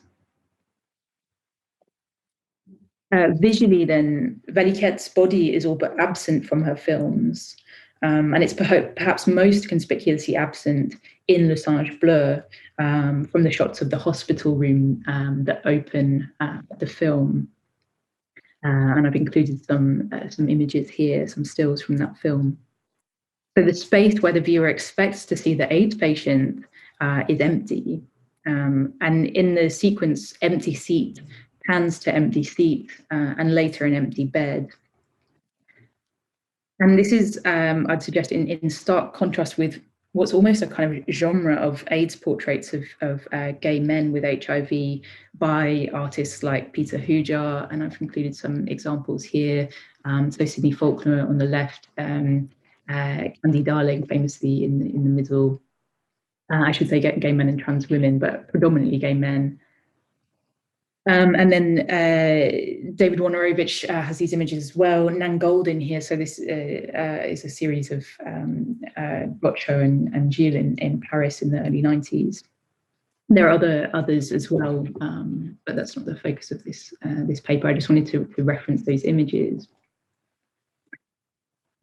And while Bill Marshall notes that this is, sorry, moving on to Le Récida, this is a still from that film where you can see the kind of notable absence of Valiquette from her kind of rightful place behind the camera.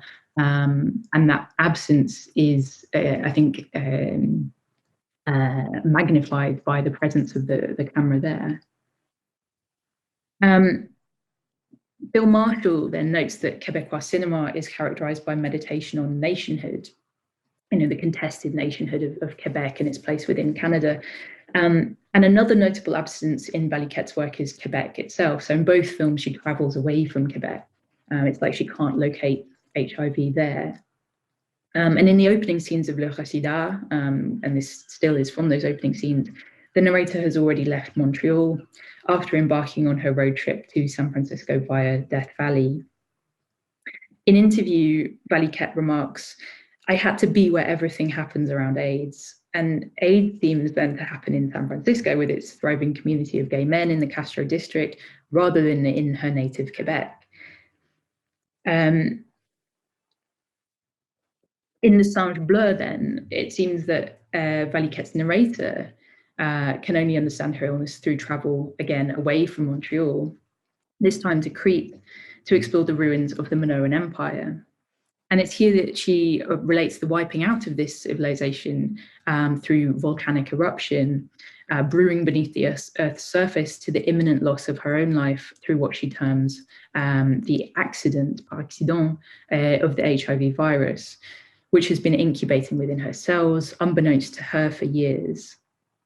And in this film, Valiquette explores the meanings of HIV/AIDS, this time not through the figure of the gay man, but through that of another key character associated in Quebecois public consciousness with AIDS, that of the foreigner. The film's opening scenes show an animated sequence. It's actually staged with latex models in an aquarium, if you believe it, explaining through quasi-scientific imagery the process of infection and seroconversion. And I'm just going to play this. It's quite a short clip, but I'll just play it here. The translation of the French I've just added on the right-hand side.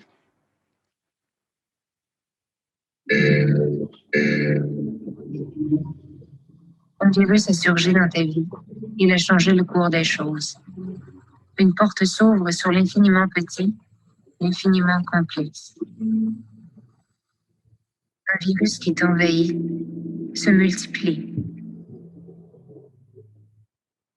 Squatter infatigable, colonisateur du système immunitaire, opportuniste, assassin de la cellule originelle, sacrilège de la mémoire biologique ancestrale.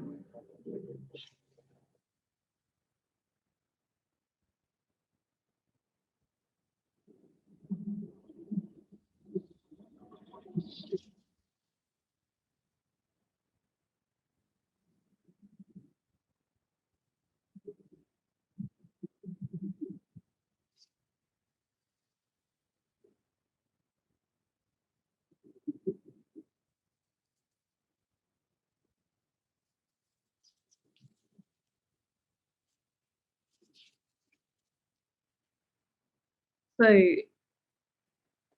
Valiquette's narrator here, describes the virus with the kind of militaristic language identified by Sontag in Aids and its metaphors. The virus is an invader, a colonizer breaching the body's borders, infecting and distorting this kind of ancestral memory of the body's cells. Later in the film, Valiquette's narrator, now describing scenes from Crete and Santorini, meditates on the frescoes preserved for some 4,000 years among the Minoan ruins of Akrotiri. Filming these Bronze Age frescoes, Valiquette contrasts images of fecundity, youth, and abundance with the strange figures of Les Singes Bleus. And again, I'll just play this, short clip. The translation is there on the side for you. Ce malaise qui m'effleure, c'est l'inconfort que nous ressentons tous devant les êtres menacés par la mort, qui nous renvoie forcément à la nôtre. Ce malaise, c'est ton destin troublant, pour lequel, hélas, je ne peux rien.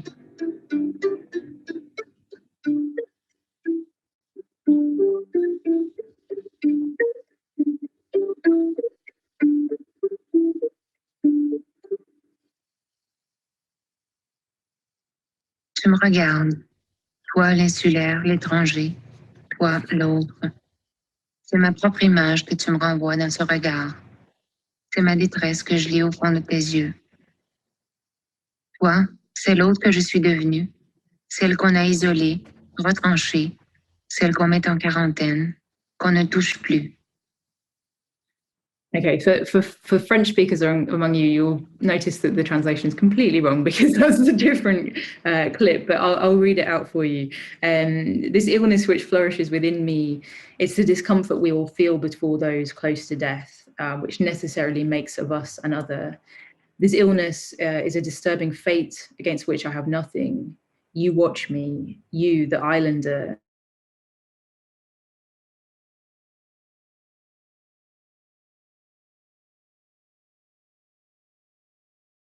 I've become isolated, reduced, the one we put in quarantine, we no longer touch.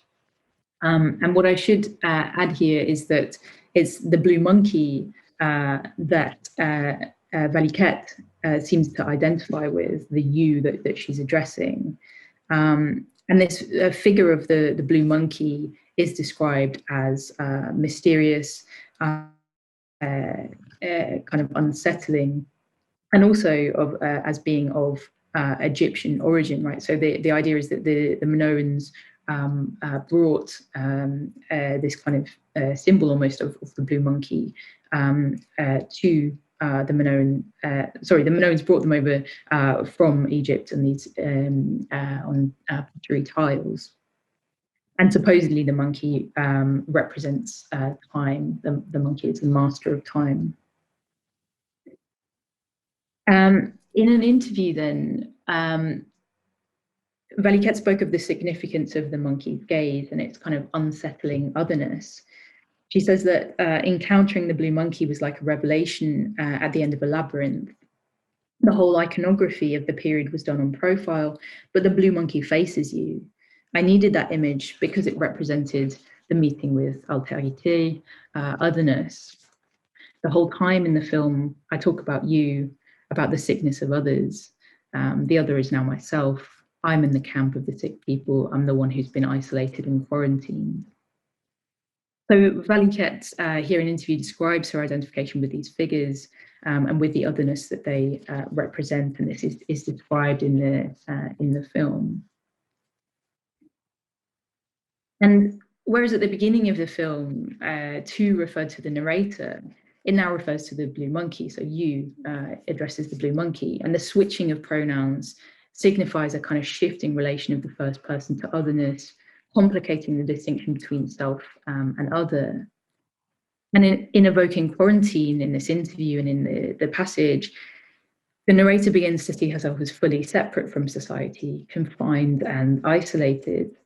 Whereas at the beginning of the film, she was startled by the sight of doctors, where she describes approaching her with gloves.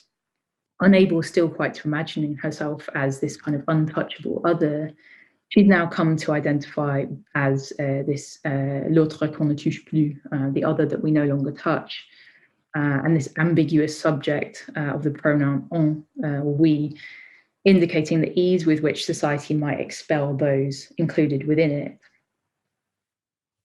So what can healthcare then learn from medical humanities? I think, firstly, not to make assumptions based on identity, right? I think assessing behavior in terms of risk rather than using broad stroke identity categories or at-risk groups or demographics, which are often, give people a false sense of security, right? In leading to believe that they couldn't possibly be affected by an illness. So behavior is often a better model for prevention. And then in terms of diagnostic criteria, context is again key. So we cannot universalize as if HIV manifests the same way across differences of sex or race. And then finally, I just wanted to consider the impact of public health discourse that looks to at-risk groups or categories rather than assessing behavioral risk. So individuals or communities often respond to public health diagnostic categories. And I just wanted to touch on a couple of examples. First, very, very briefly, and sticking with North America. For those of you who've read Tori Peters' novel, Detransition Baby, might note the passage where Peters' character Reese, a trans woman, claimed that transgender women as a category were invented by prevention and treatment criteria for HIV in the US. And I'll just read this. Back in the 80s, the big institutions looking at AIDS noticed a population with wildly high rates of infection, a population that wasn't captured in the usual categories of gay or men who have sex with men. A certain kind of people slipped through the gaps. People who went by all sorts of names: transvestites, drag queens, cities, cross-dressers, transgendered, transsexuals, fairies, and on and on. But institutions require categorical names in order to function. The guys at the CDC, the Centers for Disease Control, can't be writing a new grant or reworking studies every time a Nancy starts calling herself a Nelly.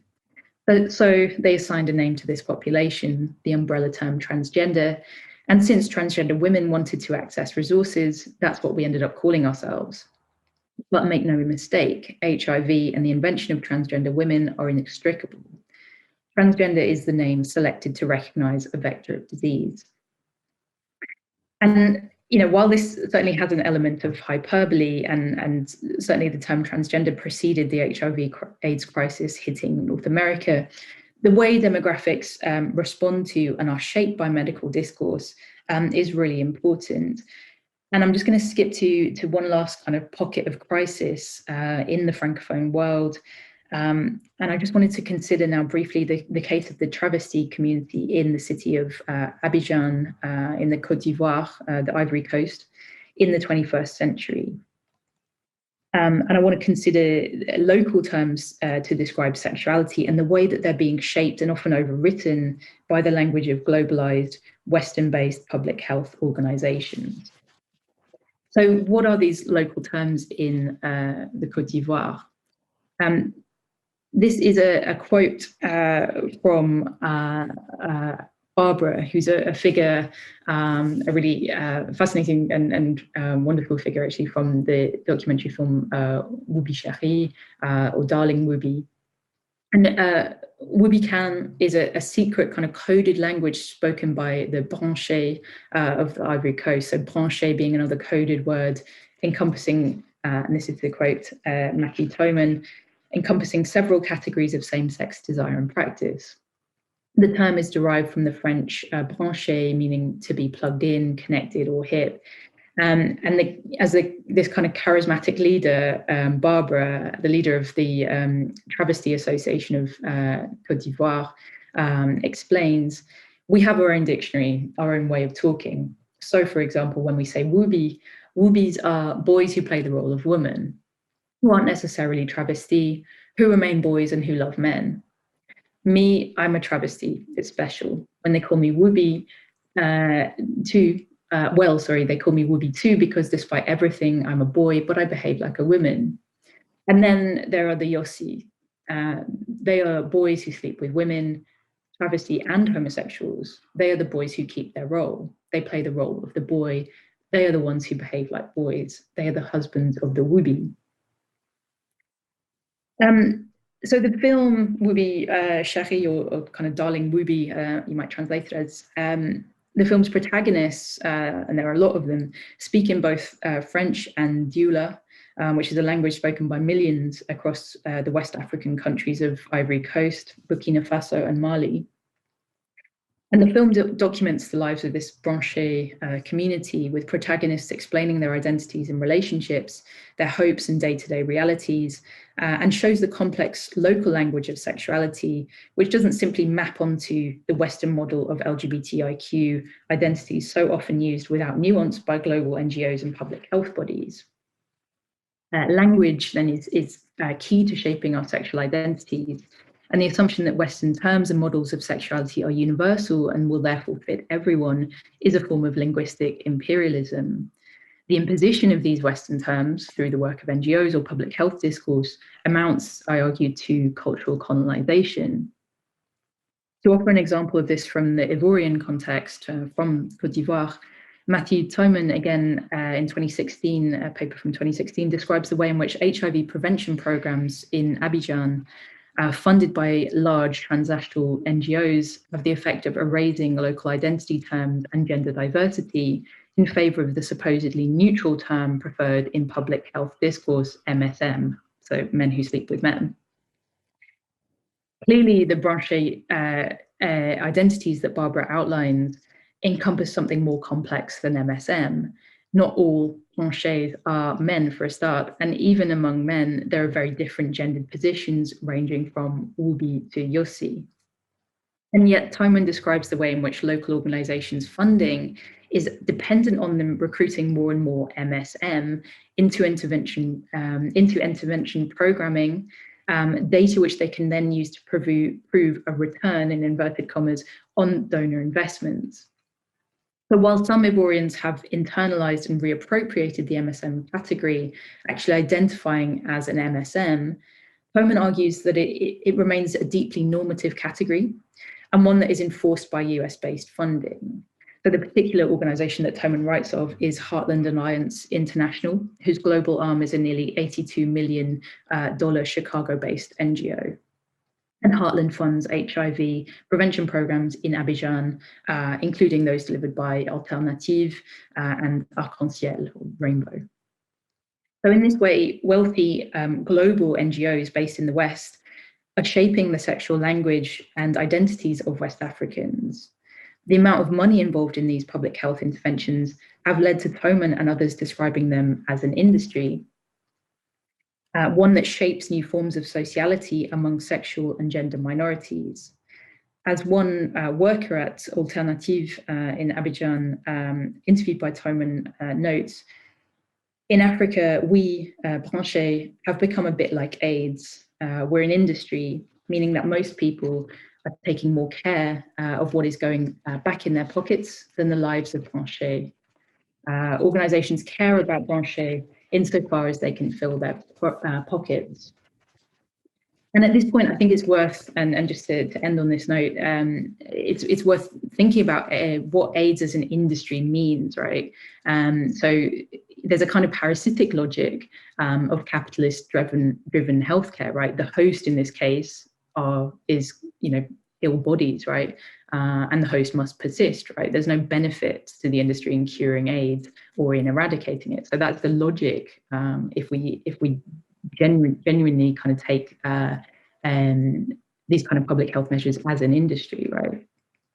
And this is the challenge, I think, as researchers thinking about HIV/AIDS, to consider it now in all its kind of transnational complexities within systems of global biocapital, through legacies of colonialism and realities of neocolonialism.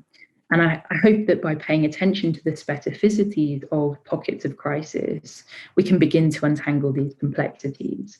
And I've offered just kind of one example of how I'm kind of trying to do that with the case of Valiquette and Quebec and Montreal in this presentation today. But as I said, looking at this in the wider Francophone world. I'm just going to stop my screen sharing now. That's the end of my paper. I hope that wasn't too long for you on a Saturday afternoon. But yeah, thank you very much. Thank you. Okay, thanks for such a brilliant paper, Elliot. As usual, you've given us so much to think about, particularly around the kind of theme of exclusion, which is historical and persistent, even to this day, when, you know, the women who were activists are written out of the narrative. And it made me think of its persistence through It's a Sin, and the Channel 4 show, again, predominantly focused on young white gay men, and the way in which the Terence Higgins Trust used that programme recently for safe-sex advertising, using the characters. And I'm ashamed to say I'd never heard of Esther Valiquette, and of course, in terms of Canada, everyone thinks John Grayson, which again, of course, reveals the exclusions and the gender bias in AIDS media and what we know. But one of the things that I think was really interesting that you sort of touched upon through Valiquette's work was this notion of absence and presence, which of course maps quite well onto universalism and exclusion and language.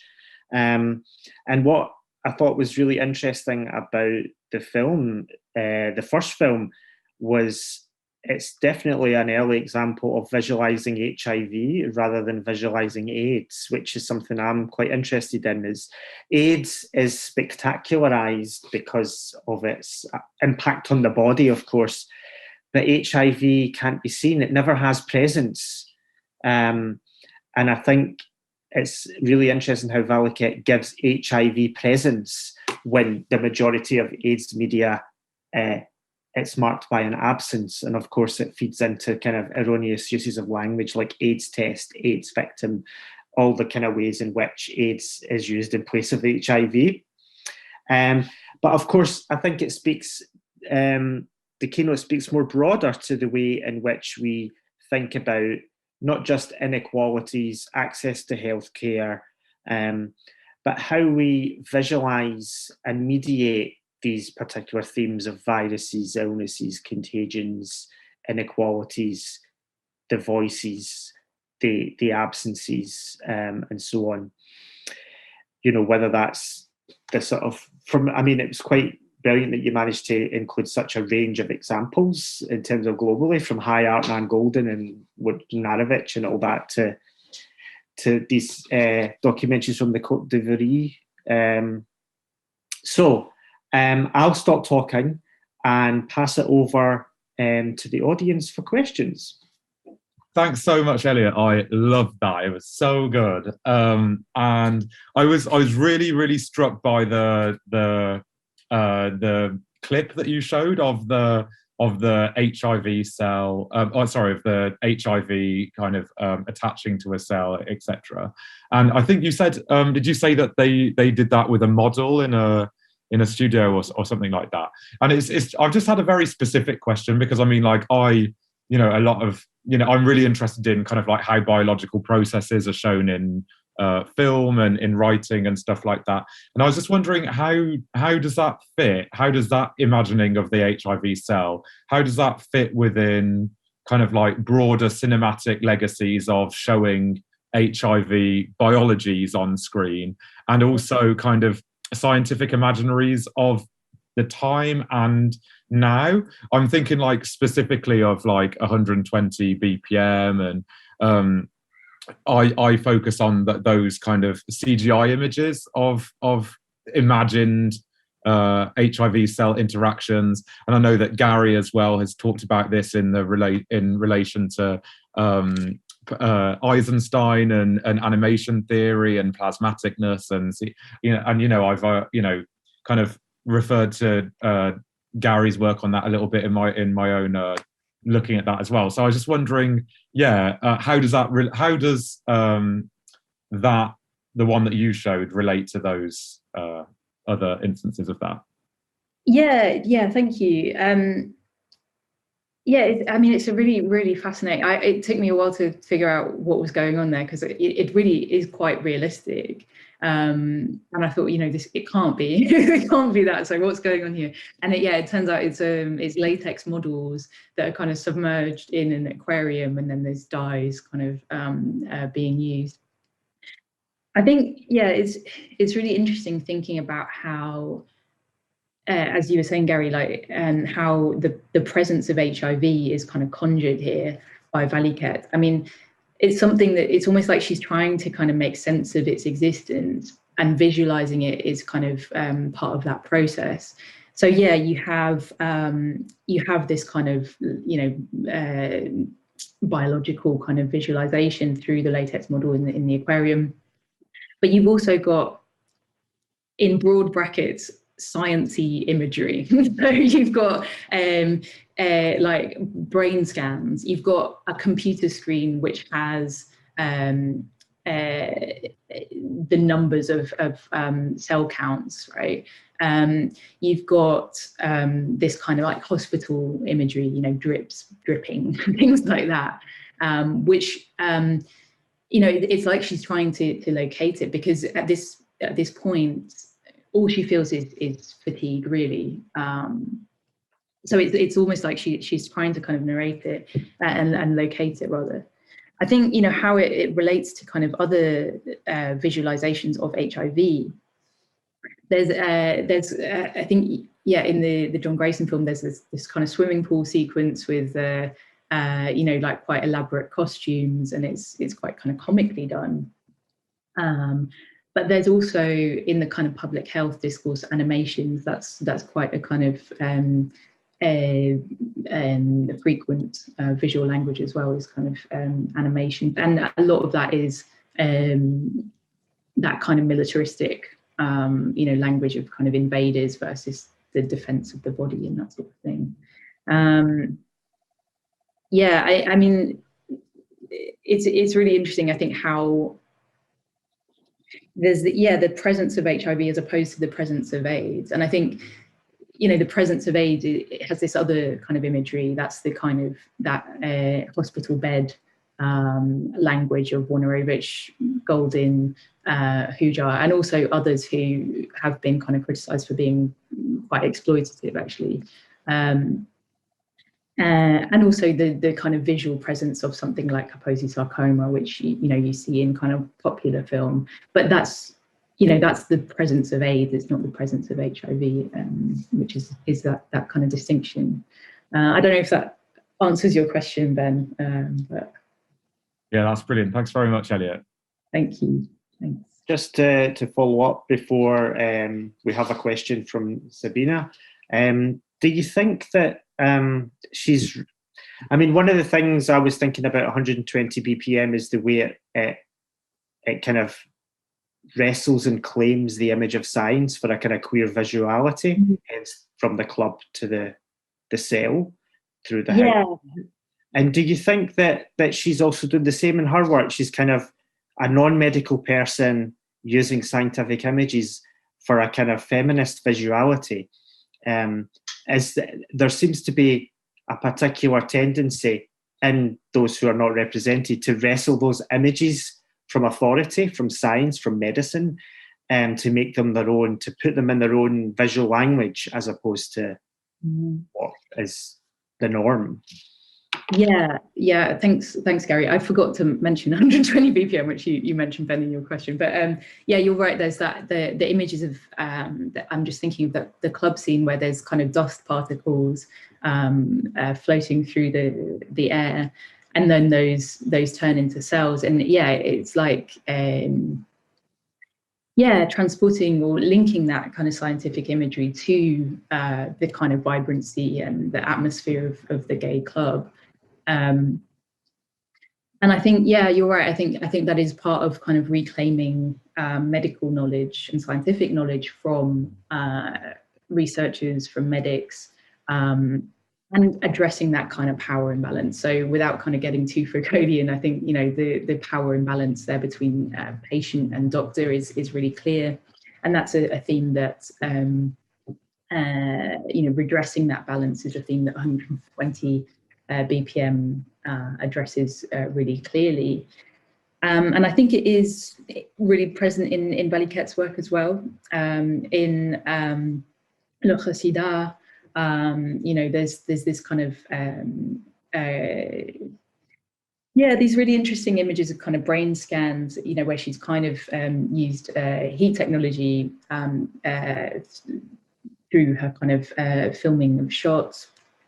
And also, yeah, really interestingly kind of suspending bodies, which I think kind of addresses the issue of power as well. Yeah, so I guess that's how I would answer. Yeah. Great. We have a question from Sabina in the chat, and then Rebecca has their hand up. Sabina asks, thanks for such an illuminating paper linking together ideas in such generative ways. Do you think Tori Peters' representation of HIV in Detransition Baby opens up these discussions in part because of her dedicating the book to divorced cis women? Yeah. It's interesting. I don't know how many of you have read the book, so I don't want to kind of go into it too much, but yeah, there's a kind of interesting kind of spat between one of the protagonists, who's a trans woman, and the divorced cis woman protagonist, to put it in kind of blunt terms. And the divorced cis woman protagonist is kind of very critical of the trans woman character Reese, for engaging in what she thinks is kind of very risky behaviour in terms of potentially contracting HIV. And her position is essentially one of ignorance.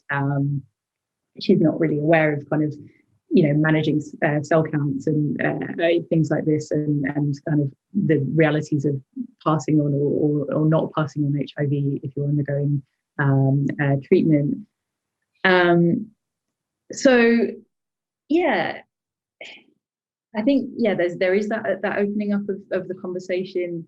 I think you know what I find really fascinating about the book actually is that it stages these conversations between trans women and cis women in ways where they completely misunderstand where each other are coming from. You know, the divorced cis woman in the book is a person of color, and I think that the Reese as the trans woman character kind of often mistakes her position and makes all these assumptions about her, and conversely, the other party makes all these assumptions about Reese.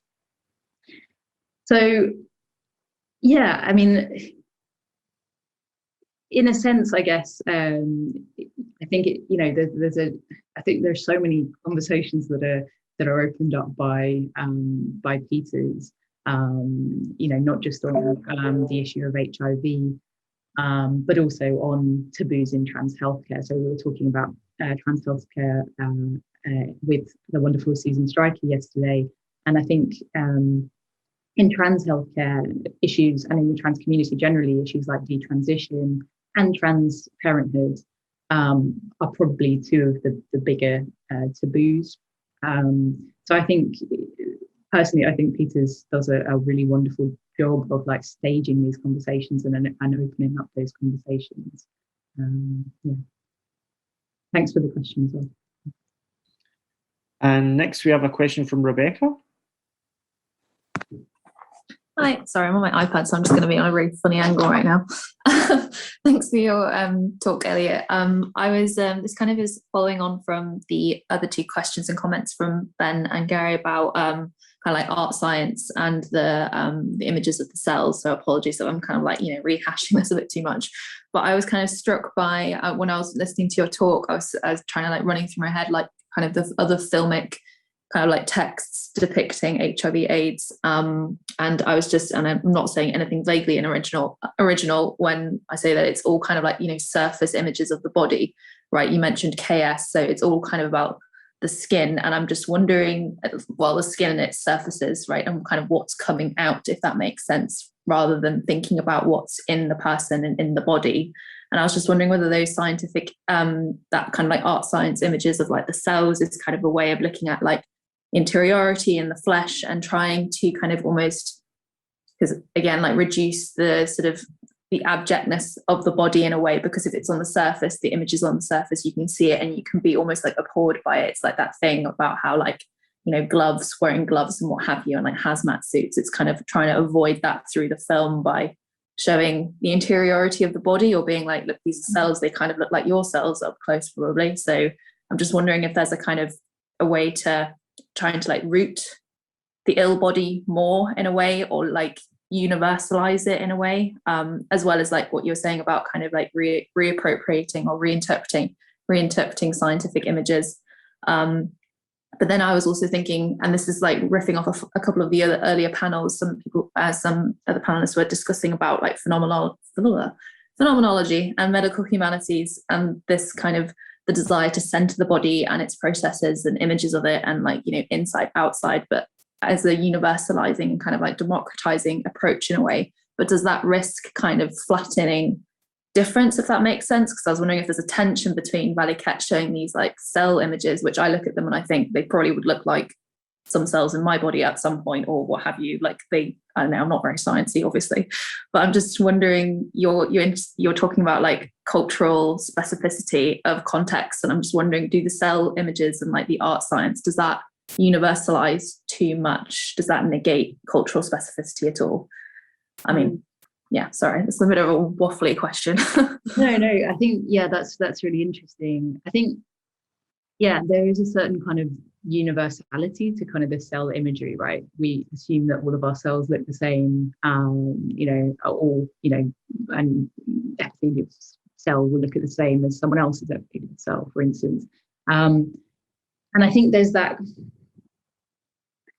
really, I've actually thought about the universality of cells before, so maybe I'm kind of subliminally I'm fascinated by cell imagery. And there's an amazing poem by Monique Wittig in The Lesbian Body, where she talks about, and the lesbian body, if you haven't read it, is kind of, well, how to describe it in a sentence, but it's it's trying to attach particularity to the body as a universal category, right?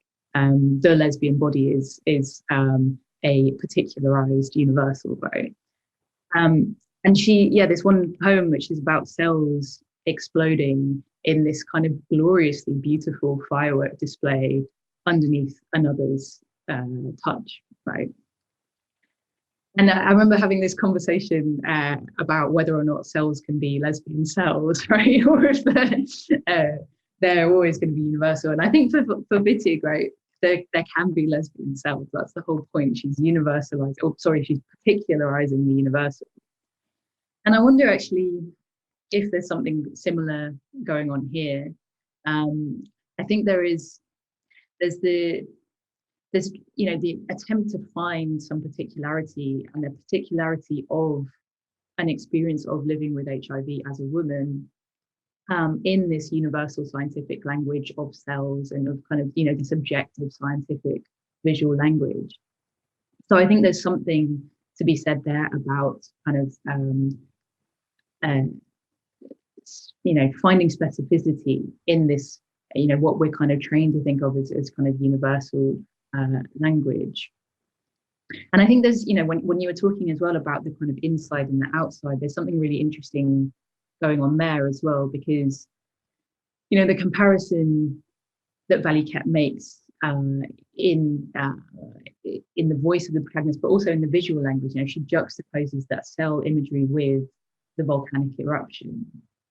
And I think there's a sense that the inside, what's going on inside, hasn't come out yet, right? But it will. So and she explicitly links the kind of, it's almost like a tragedy waiting to happen, I suppose. And there's some really interesting meditations on temporality that kind of go with that, in terms of linking her own experience as someone who's essentially waiting for the virus to turn into AIDS, and for the results to kind of be made evident on her body, and the eruption that essentially ended the Minoan civilization. So those are the kind of links that she's drawing there. And I think interestingly, Wittig also talks about lava flows and eruptions, and that being an attack of the particularity against the universal. I wouldn't go as far as to draw those conclusions at all. But there is that kind of imagery present, that kind of dormant presence, I suppose. Thank you for the thoughts and the question.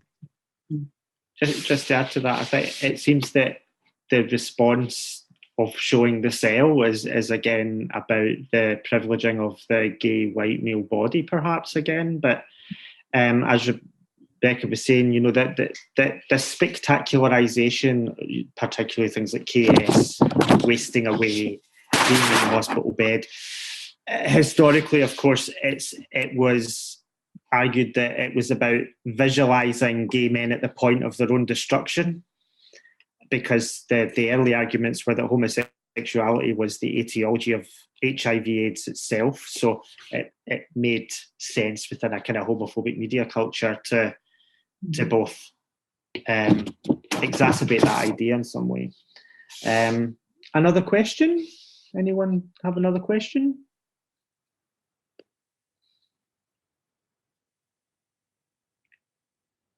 Ben, is your hand raised for another question, or have you just left your hand raised up? No, it is raised for another question, but only take me if there aren't other ones in the chat. Okay, we'll take you. Okay, well, I was really interested as well, Elliot, in what you were saying about kind of like this linguistic imperialism that's like exacerbated by like LGBT charities on a global scale and stuff like that. It's just like a very simple question. It was just kind of like, how can we decolonize LGBT in everyday life, I guess, just as kind of like as an LGBT person myself, like in the ways that I talk about myself, like talk with other LGBT people, etc. How to do that, and then a second question that isn't related at all, if we've got time for a second question, is going back to the cells and the thing again. And it was so yesterday in Susan's talk, she was talking about the idea that I loved was that she was saying how kind of like trans lives and trans narratives have this capacity to kind of allow us all to bear witness to a kind of a transformability that all bodies contain, and we can explore this transformability or kind of emancipate this transformability.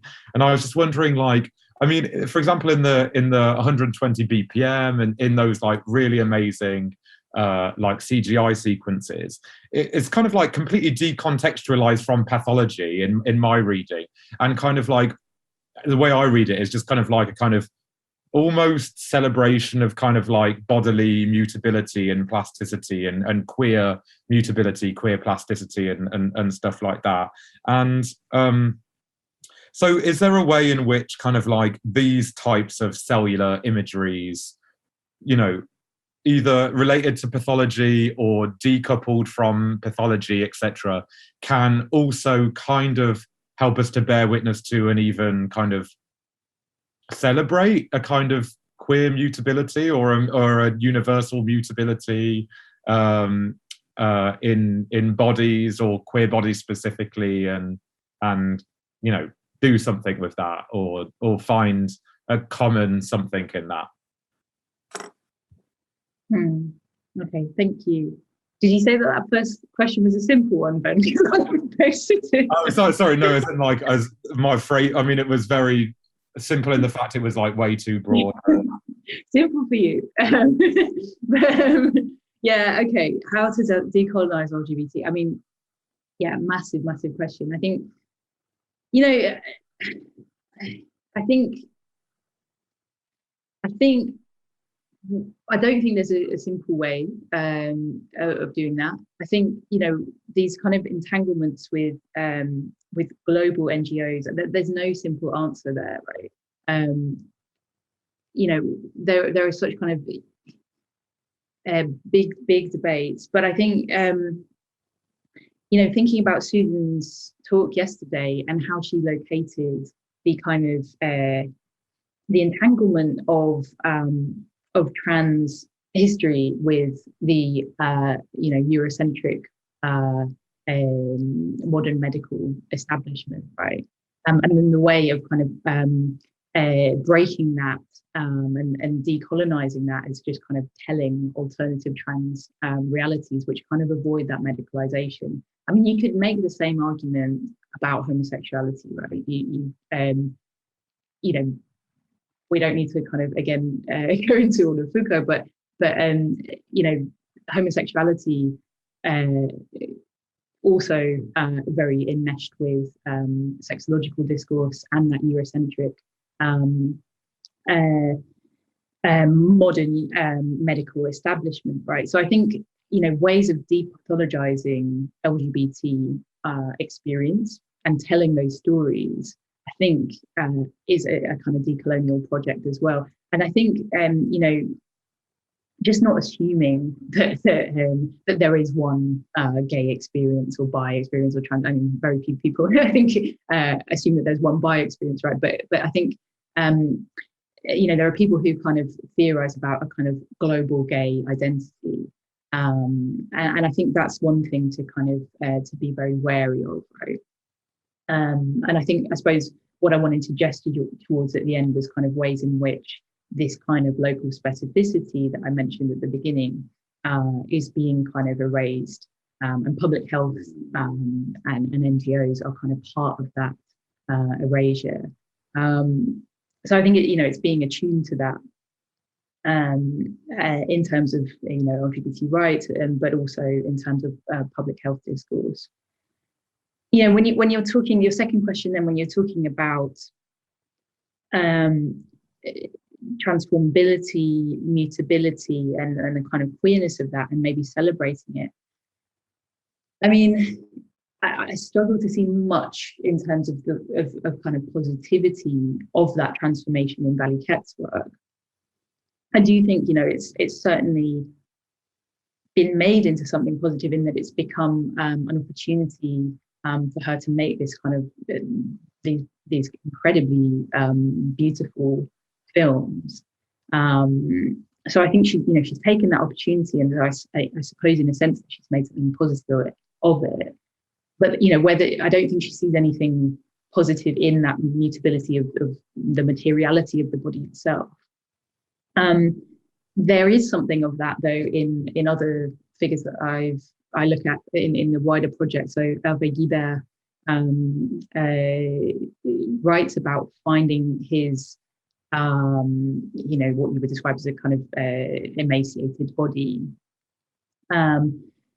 He writes about finding that beautiful, and about kind of retraining himself to find that as beautiful, and also of other people finding that beautiful as well. Like someone comes up to him on the bus and says, you look incredible. So I think there is something of that in Guibert's work, and I suppose that could be kind of seen as queer. I suppose it's more of an aesthetic kind of transformation than a kind of it's not thinking about kind of cells on that level at all. So I wouldn't say it's kind of Malibu level kind of plasticity or anything like that. But yeah, it's a really interesting question. Yeah, I think it's more that kind of thinking is more possible now, given that if you receive the right treatment, HIV won't kill you, right? I think for Valiquette, there are opportunities conjured from it, but I think in and of itself, that mutability is maybe it's fascinating, but it's not positive. Thanks. And also, the question also reminded me of Eliza Steinbach's Shimmering Images. I don't know if you know that, Ben. It's a really useful book about trans embodiment, editing, and the shimmer. Could you repeat the title? Sorry. Shimmering Images, Eliza Steinbach. It's Duke University Press, fairly decent, definitely worth having a look at. Yeah, it's great. We're up to time now. Thanks everybody for coming to Elliot's keynote, and for Ben and Rebecca for organising